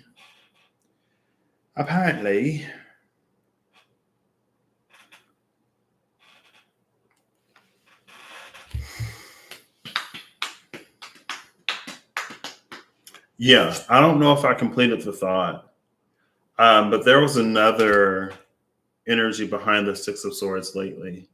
It's that, I think I mentioned it maybe, when we are in the boat on our way to calmer waters, and we feel despondent, and we feel that we're lost at sea, then land becomes our salvation and it becomes our destination rather than it being the next phase of the journey. You get off the boat and then you continue. Sometimes you settle, I think I did mention this. Sometimes we settle in a port town and we build a life or whatever. But sometimes it's like that's not our destination. But when life puts us in certain positions, it's almost like we need for it to be because we become weary. So it's like there's this, it's like there was almost like this was a Four of Wands energy. These two Vajras, is that what they're called? It's like when we were out in the water, then they were parallel, just like these two wands are here. But now that the water part of the journey is over because we've reached land, that part is closed. And now the journey on land begins. Now we go up here, which we see in a lot of moon cards, depicted in like the Rider-Waite-Smith moon card. I mean, I guess typically it seems like the path leads to the water, but you'll get the lobster that's coming out of the water. It feels like it's coming out of the water and it's heading onto land here. Like that, this part is over. And so maybe that's why Earth is so heavy and Earth is so prominent in Prophecy 1. Because we have successfully navigated the part that was out in open water. But it's not to forget the fluidity and the flow and the connectedness that we learned in that time. Regardless of the fact that things may be substantializing or like falling into place a little bit. It's to remain open because the earth can have properties like water sometimes, quicksand, landslides, what do they call them? Sinkholes. The earth can shift too. Earthquakes suddenly and without warning sometimes. It's probably less temperamental than open water, but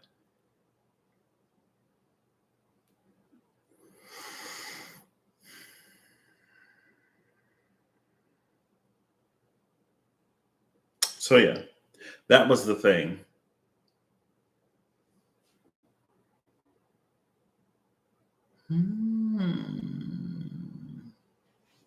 Now I'm looking at this gardener again. No problem. Hey, Janelle, how you doing? I'm looking at this gardener again, and it feels like this is the sliding of Malkuth into the void. But it's like it's already connected to these two. And then it like when it drops down firmly into this one, then it'll form the rest of those connections. Prophecy 1 is playing into this. So I don't know. I guess it'll be interesting to see when I open up the second bottle. And no one thing is necessarily correlated to another, of course. The readings are just readings. Take them as they resonate. They're general if they resonate. If they don't take them. But yeah, it did, like, especially in the beginning, because of this and also this. It felt like it pulled on the art. I didn't catch that. It's like this is the sun at the center of the wheel. And I guess, is that we don't have to go there. That's not necessary. I didn't catch that, but the energy was already present. Is it Malkut? Is it the sun? And the sun being us? What goes in the void, take it as it resonates, if it resonates at all.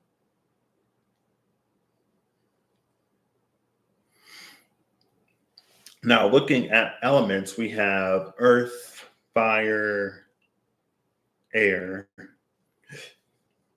There's no water here.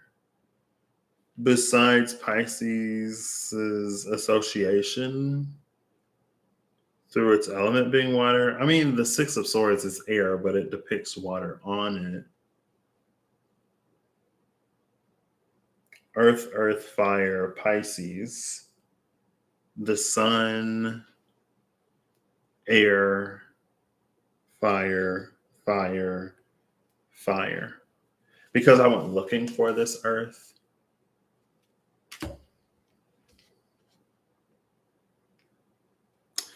The two of Wands upright and the Five of Wands in reverse. The Two of Wands upright with the Seven of Wands in reverse can give a Five of Wands in reverse energy. The Five of Wands in reverse just feeling like it's not fighting against resisting or competing.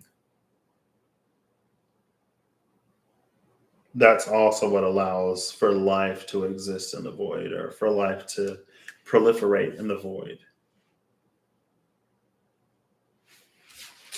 So I am going to set, 2 hours. I guess I'm not surprised. I'm going to separate these out back into their respective decks. And then I'm going to get final cards from the Good Tarot and the SKTs, Vitruvian, and Revelations.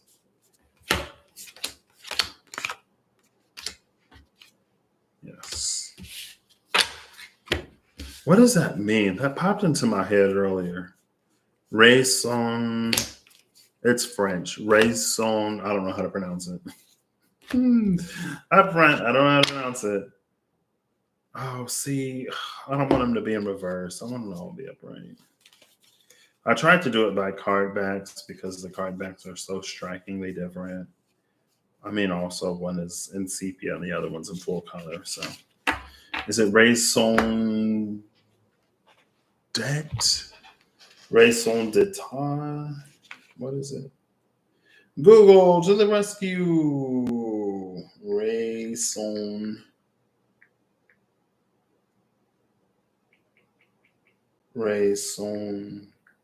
Not raisin.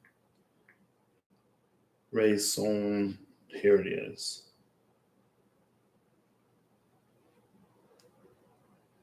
Let's try. Raison d'etre. I don't know if that's accurate, but that's what the Google says. Raison d'etre. Raison d'etre. Raison d'etre. The most important reason or purpose for someone or something's existence. What? I mean, the reason for existence, raison d'etre, sure. An institution whose raison d'etre is public service broadcasting. So some things' existence is a lot less existential than someone's existence. That popped into my head earlier, and I forgot about it, but then it just came back to mind as I'm separating these out. Raison d'etre, apparently, the reason for one's existence.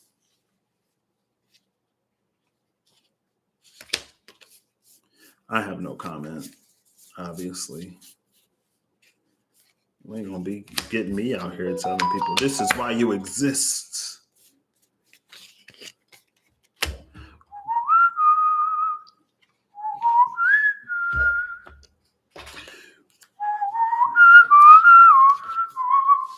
Not sponsored. Yeah. You too. Thank you for stopping by. Now I'm interested to see what Prophecy 2 will bring, just because it was like teased. Maybe it's a 3-part prophecy. Maybe it ain't just a one. I mean, that's the thing. I talked about that recently because I'm playing Diablo 4. And there's an energy of prophecy in Diablo 4. And it's like, when we hear a prophecy, of course, we would like for ourselves to be the hero or to fall into whatever role we're comfortable playing, right? Sometimes there's a prophecy that a great hero will come, and there's a character that like has low self-esteem and low confidence, and so they don't envision themselves to be the hero, but they become the hero by the end of it, simply by being who they are. And then you have the one who, of course, is like would love to take center stage so that they think they're the hero, and then it turns out that the person who thought that they were the hero is the villain, and the person who could never be heroic is the hero. I guess, and again, it's like it's more so on our interpretation of prophecy than prophecy itself. So again, I say, take it as it resonates. If it resonates, when it resonates.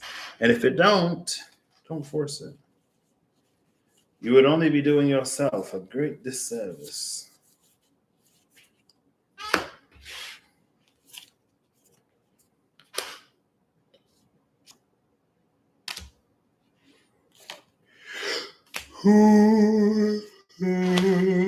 Excuse me.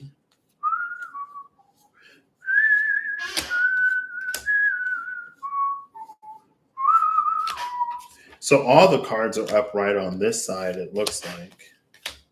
On the other side, I had some in reverse.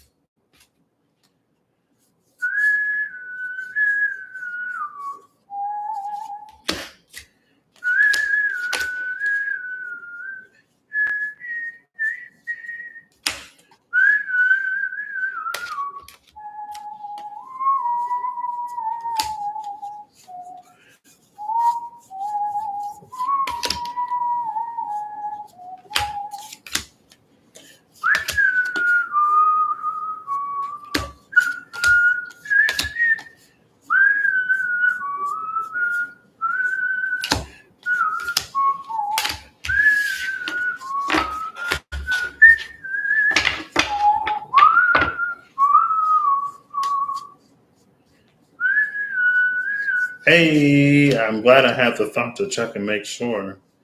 It seemed like I was getting a lot of Revelations cards and not as many Vitruvian. Then I was like, oh, I can just flip the cards over real quick and look at the card backs because Vitruvian backs look like this. Revelations backs look like that. I saw one. Who was the card that ended up with the Revelations? It's the Erudite. It's the Hermit. The one that came up with the Sun in reverse.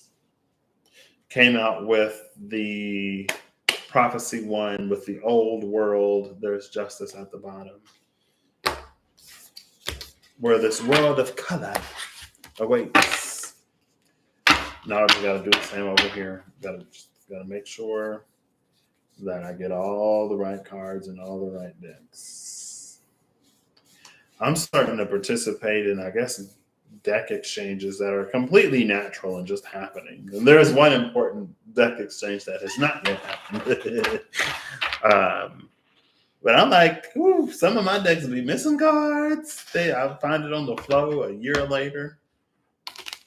I'll be like, oh, here comes the sun. And apparently it hasn't been in the stack. But I'm a huge believer in what is meant to come out will come out. What is meant to be, I wouldn't necessarily say what is meant to be will be.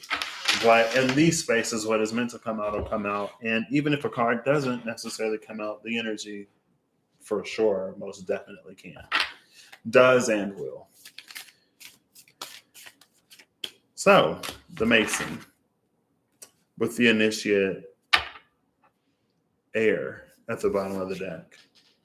The Mason is Mars and Capricorn. It's the 3 of orbs. And it's all about how things work together. And then there's the initiate. The interesting thing about the initiate is that this fox is like a guardian. And once we dedicate ourselves to the path and start to walk it, it will wake up and it will accompany us. So we won't be alone. But it feels like there are certain things that won't be done for us. So it's almost like if we're children and when we're children, we need our parents to do a lot more for us than we do when we're adults. And it's not that we don't need our parents at all when we're adults, especially if we're fortunate enough to still have them. But there are certain things that we don't rely on them on in the same ways. I guess if we're fortunate.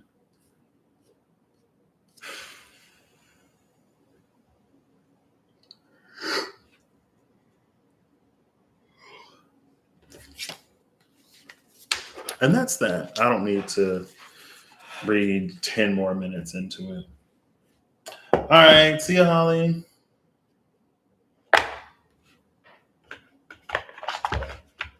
I feel like now that I'm about to end this, it's all hitting me at once. And I'm like, oof, my eyes are getting heavy. And I'm ready to go to bed. They're getting heavy. And I'm ready to go to sleep. All right. Vitruvian SKT, what do you have for me? I thought I was feeling singy today.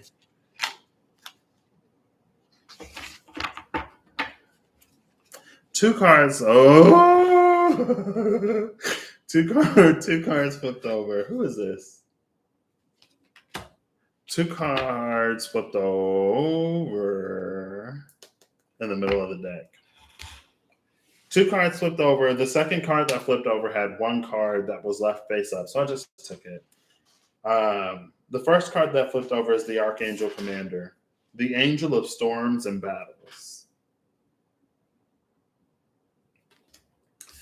The second card that flipped over, believe it or not, is the Dynasty.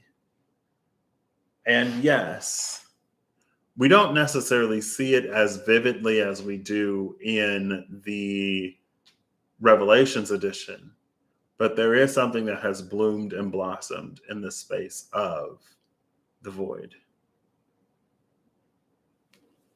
And then the card that was left face down, but it was only one card, so I took it. It's the Archangel of Mysteries, angel who illuminates the shadow. Bottom of the deck is the Demiurge, but this time in the Vitruvian version, in the Vitruvian edition, rather than the Revelations edition. The thing missing here is that flower is the sun that blossoms and blooms in the middle of it. That's a key difference, or that's the most noticeable and immediate difference to me between this Demiurge and the one that came out earlier. Because the Archangel Commander in this deck has this story that I feel like I tell every time I pull it. So basically, the Archangel Commander is like Archangel Michael, and we pray to Archangel Michael, I need you to solve and resolve this thing that I'm going through in my life. And Archangel Michael is like, I can't, sorry. And we're like, what? But you're Archangel Michael. What do you mean you can't? And he's like, I don't have my sword.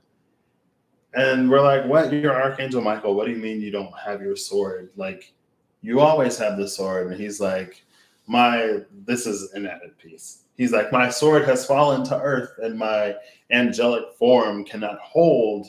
So you must find my sword and use it to solve whatever you're praying to me for. Or asking me for, because do we pray to angels? Is that weird? Is it weird to pray to somebody that's not God? But then I guess we pray to Jesus, so probably not. Sorry. So yeah, then we go on the quest and we find the sword and we use the sword to vanquish whatever evil that we pray to Archangel Michael for. And we go back to Archangel Michael. Maybe you're a little battered, maybe a little bruised, maybe a little bloody, maybe you got a cut or a nick or a scrape. Very Nine of Wands looking, but depending on the depth, the Nine of Wands can go all day. The Nine of Wands in the Witch's Tarot is my favorite Nine of Wands. And we take the sword back to Michael and we go, here you go, Michael, here's your sword. And Michael's like, what are you talking about? And we're like, your sword, the one that fell to earth, the one that I had to find to solve this myself instead of you doing it for me. And he's like, that's not my sword. And we're like, what? And he's like, my sword is right here. And we're like, you had your sword? And he's like, yeah, I'm Archangel Michael. I always have my sword. And they were like, that's what we said. And you said you didn't have it. And we had to go on this quest. And we had to do this. And we had to do that. And you couldn't do it for us. And he's like,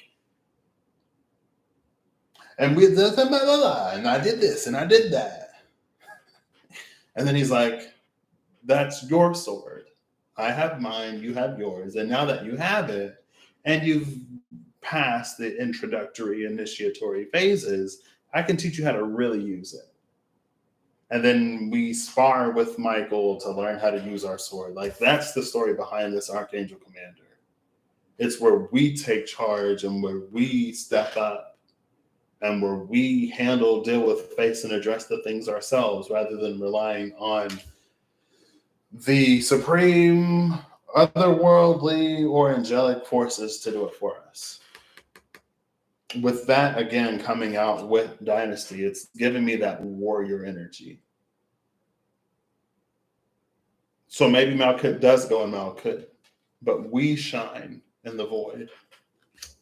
And then when we do so, because of things that we do, this is the sovereign that behaves like one. This is the sovereign that's actually sovereign. This is the sovereign that goes and handles and deals with their business like sovereigns do, rather than the one that claims it and then complains about it when they have to do it. You know what I mean? And again, it's like no tea, no shade. I'm not trying to be mean or judgmental, but it is what it is. When you make certain claims and affirmations to the divine and to the universe and then demand things of them, don't be surprised when we have to act as the thing that we call for. It's like how a lot of times we can ask for love and we can pray for love and we can experience love in some ways only to then not be able to receive it for whatever reason. Or, we get what we say we want, and then we're like, whoa, maybe not. Anyway, in us taking charge and in us doing that, and in us learning how to, in conjunction with those divine forces, again, very warrior energy, that reveals some kind of mystery, that illuminates some kind of shadow, that reveals us to be more capable. And it shows us where and how we can influence and impact our experiences.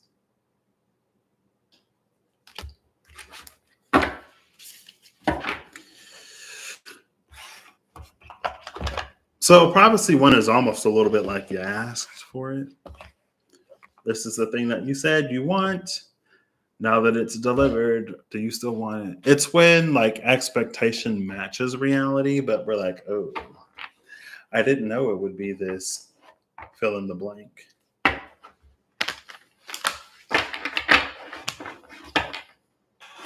So, good tarot. Oh, there's a Wheel of Fortune. The 10 of the Wheel of Fortune with the 10 of air. Speaking of transformations, I almost feel like this deck is a little, every time I've seen it, I've seen the whimsy. I didn't think that whimsy would be as hard for me to read. But I guess I literally just got it. So, oh gosh. So this is a callback to the CC11 spiral. I'll pull you. Why not? And I'll pull. Oh, that's too many. So no, you're going up.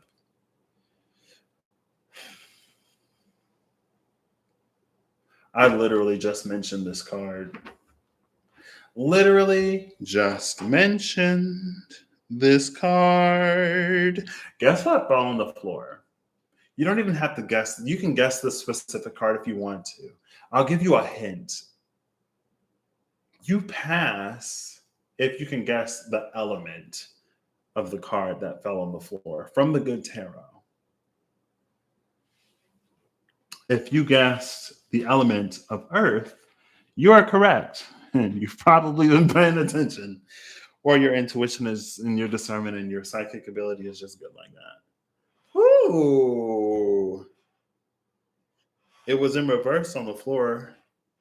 When I was picking it up, I dropped it. And now that it's in my hand, it's in reverse. If you guess the 4 of earth, you'd be correct.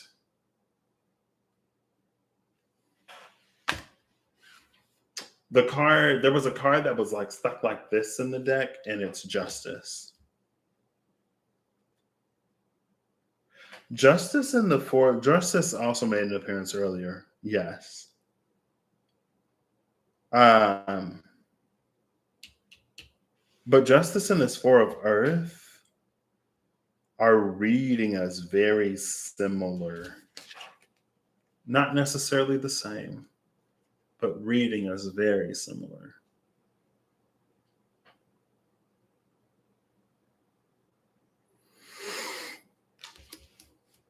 The bottom of the deck is the 9 of fire. When I was literally just talking about the 9 of wands, but depending on the deck, it could be a little bit more battered, bloody, bruised, beat up. I also don't mind the 9 of fire in this deck.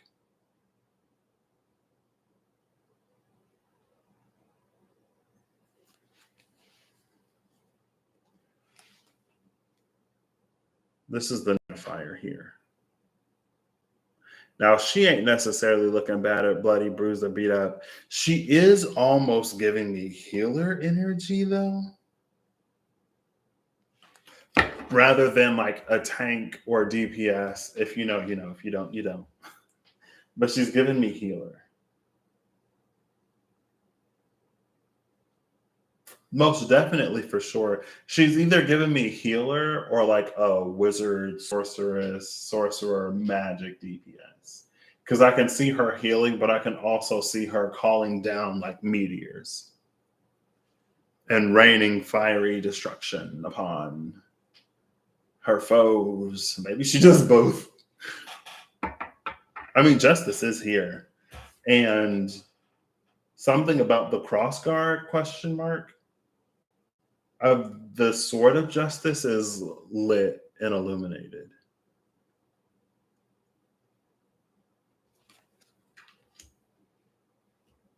This, where was it? The Archangel of Healing was behind the card that was at the bottom of the deck of the Revelations edition. The card is escaping me. Excuse me. But going back to that Archangel Commander, there's something about this sword that's like forged in starlight, or it's like it's been thrice dipped in the heart of various stars. Maybe different stars of different sizes and like different intensities through different periods of the forging process. The star is also about healing. And it's like every time we've embraced challenge and gone through a situation and then recovered from it, it's like we heal stronger. It's very what doesn't kill you makes you stronger type energy, but it feels different somehow.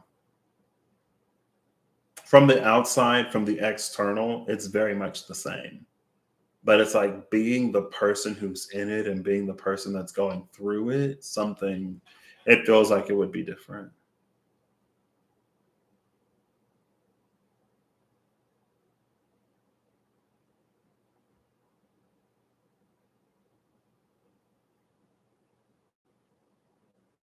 This is making me think of specifically Bleach, an anime.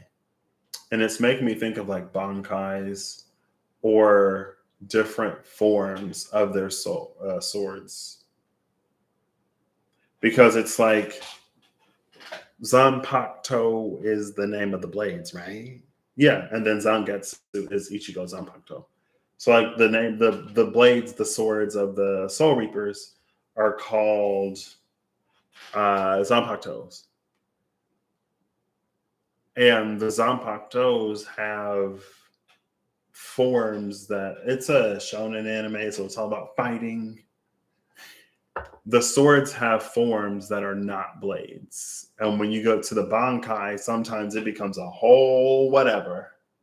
That's when it becomes almost like principality. And I remember I was thinking earlier today about the read I did last night and that angel that came out. I remember it was Angel and Grace that came out with the Manticore? No. I feel like the Angel and Grace came out last, but I thought the Hypocrite came out with the Myrmicolian. I'm pretty sure it did. The Angel came out. No, Grace came out with the Fairy. The Angel and something else came out with the Manticore.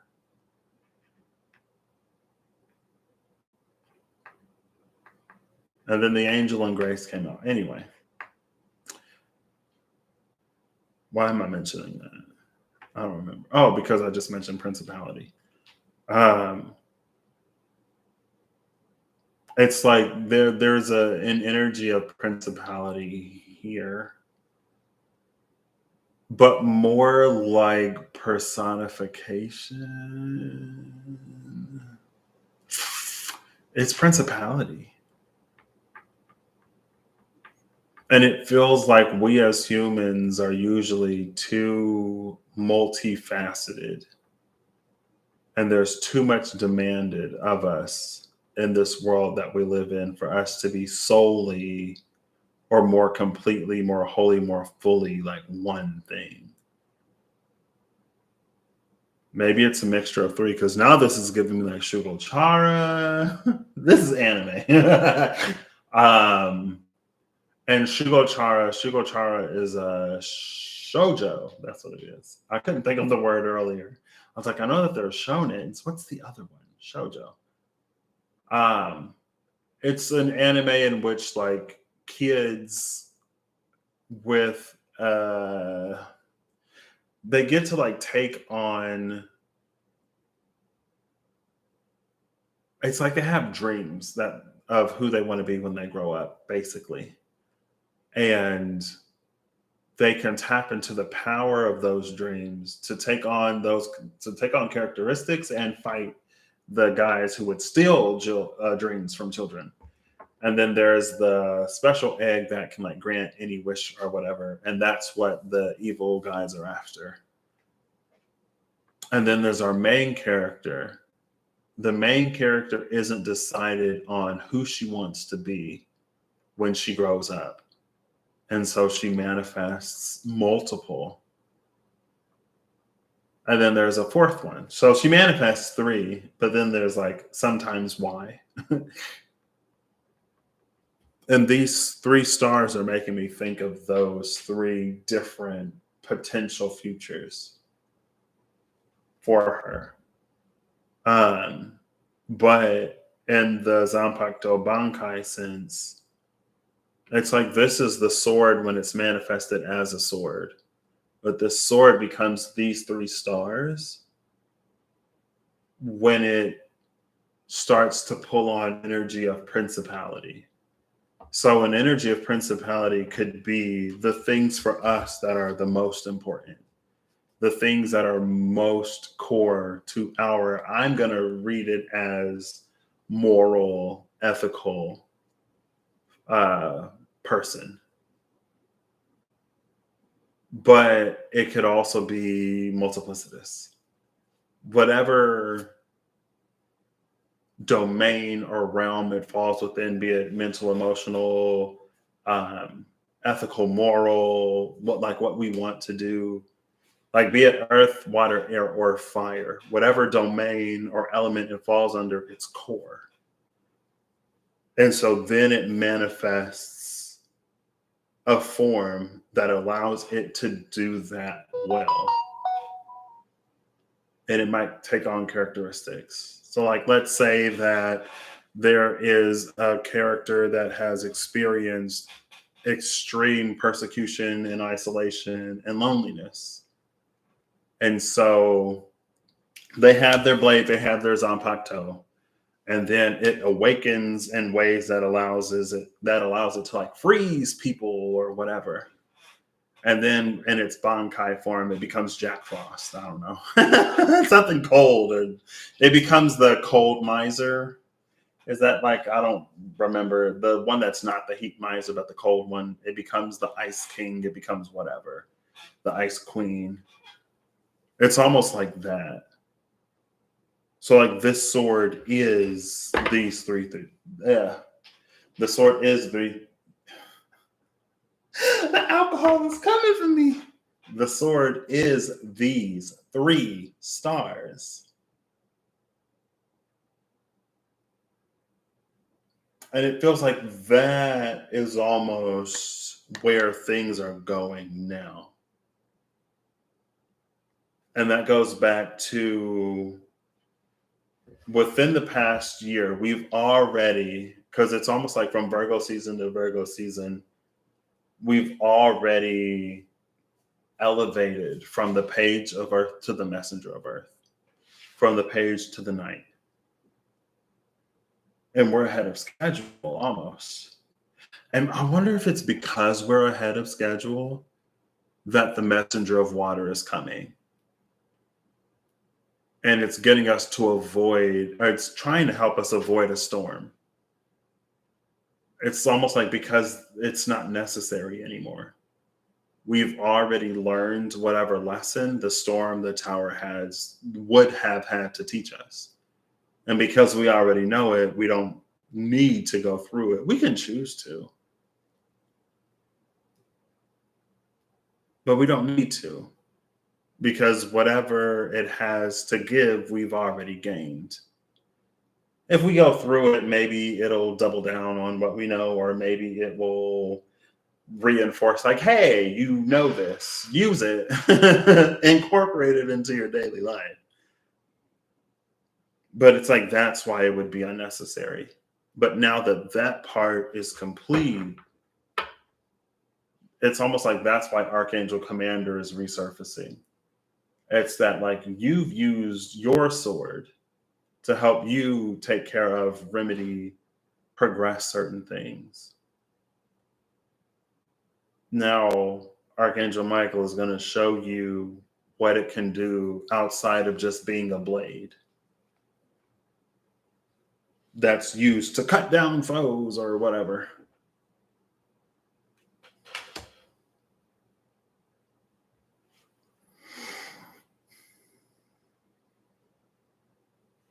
I want to cut the deck. This is the King of Earth. No, why? Maybe that's just our reminder to not be so purely earthly focused, and to not be singularly focused on money, wealth, abundance, but to remain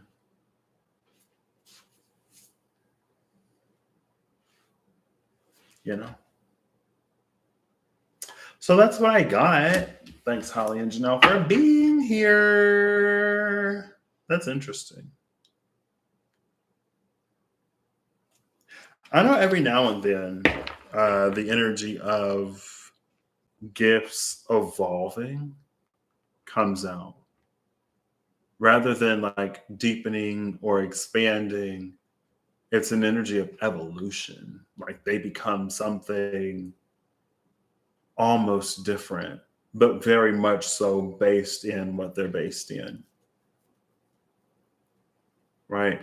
It's almost like if someone goes from being an empath to like being able to read people's minds to being like telekinetic, where they can move things with their own mind. I don't know.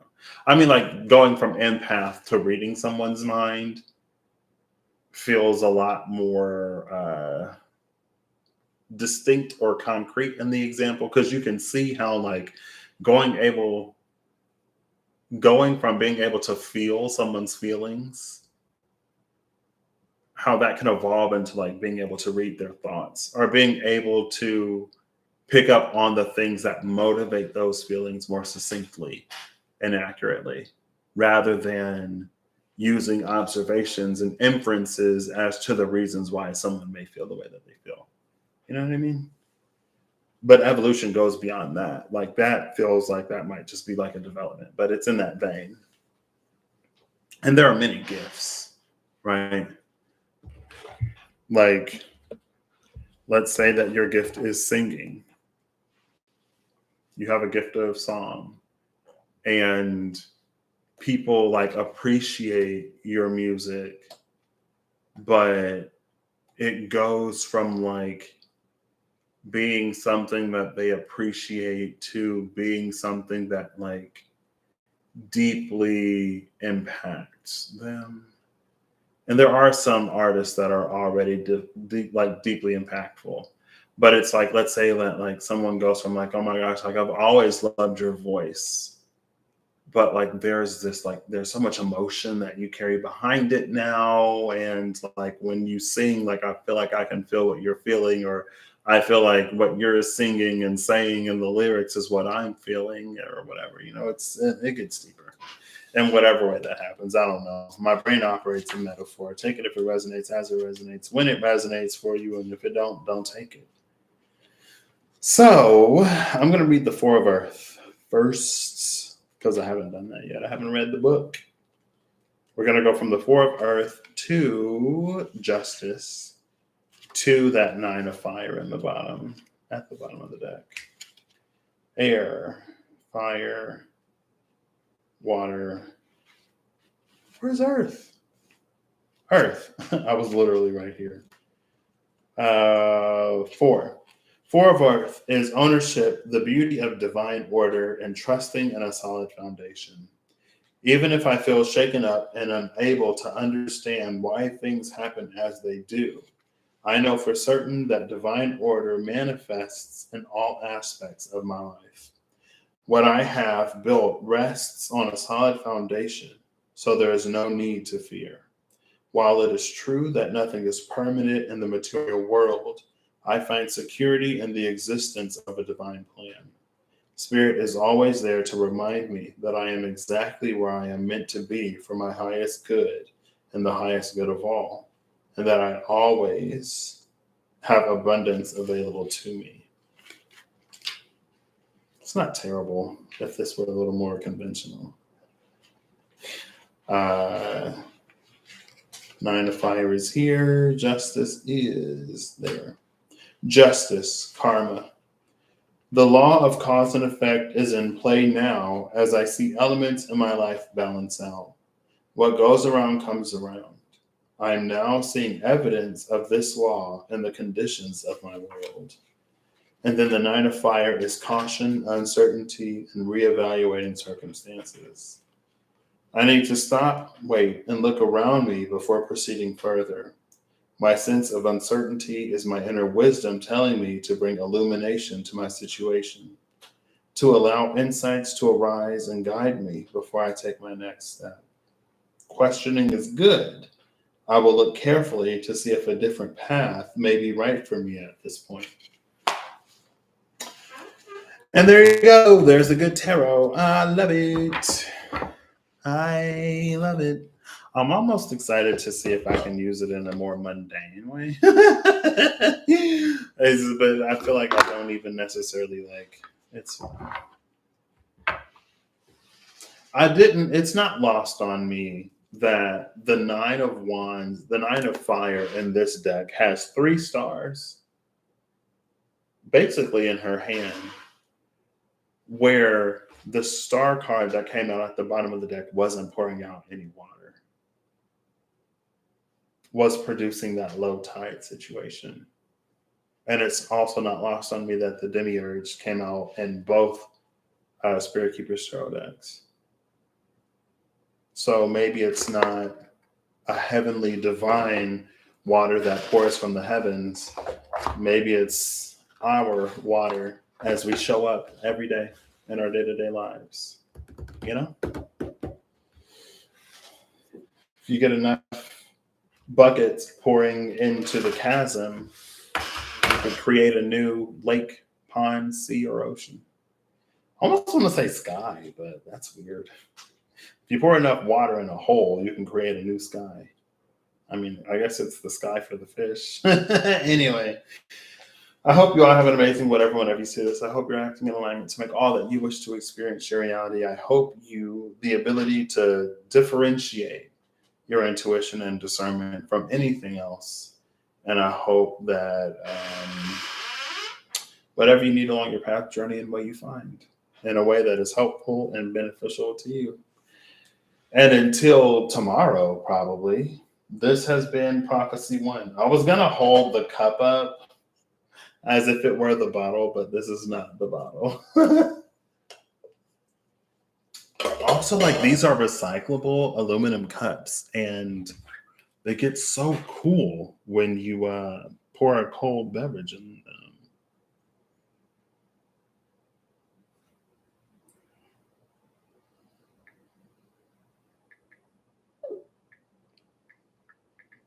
Sorry.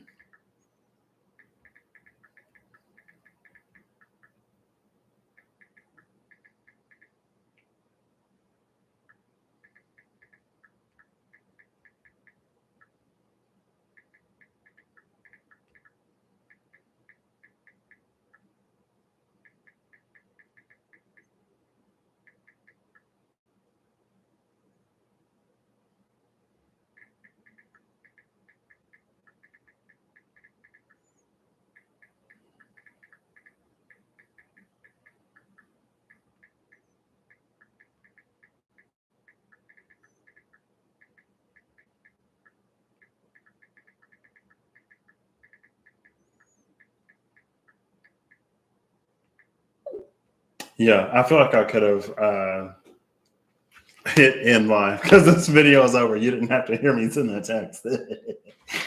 Oh, that's why I picked up my phone, because I was going to show you a bottle of prophecy again. And yeah, this prophecy was the high priestess and some weird lock and key thing. It's also interesting because the third prophecy is going to be the star.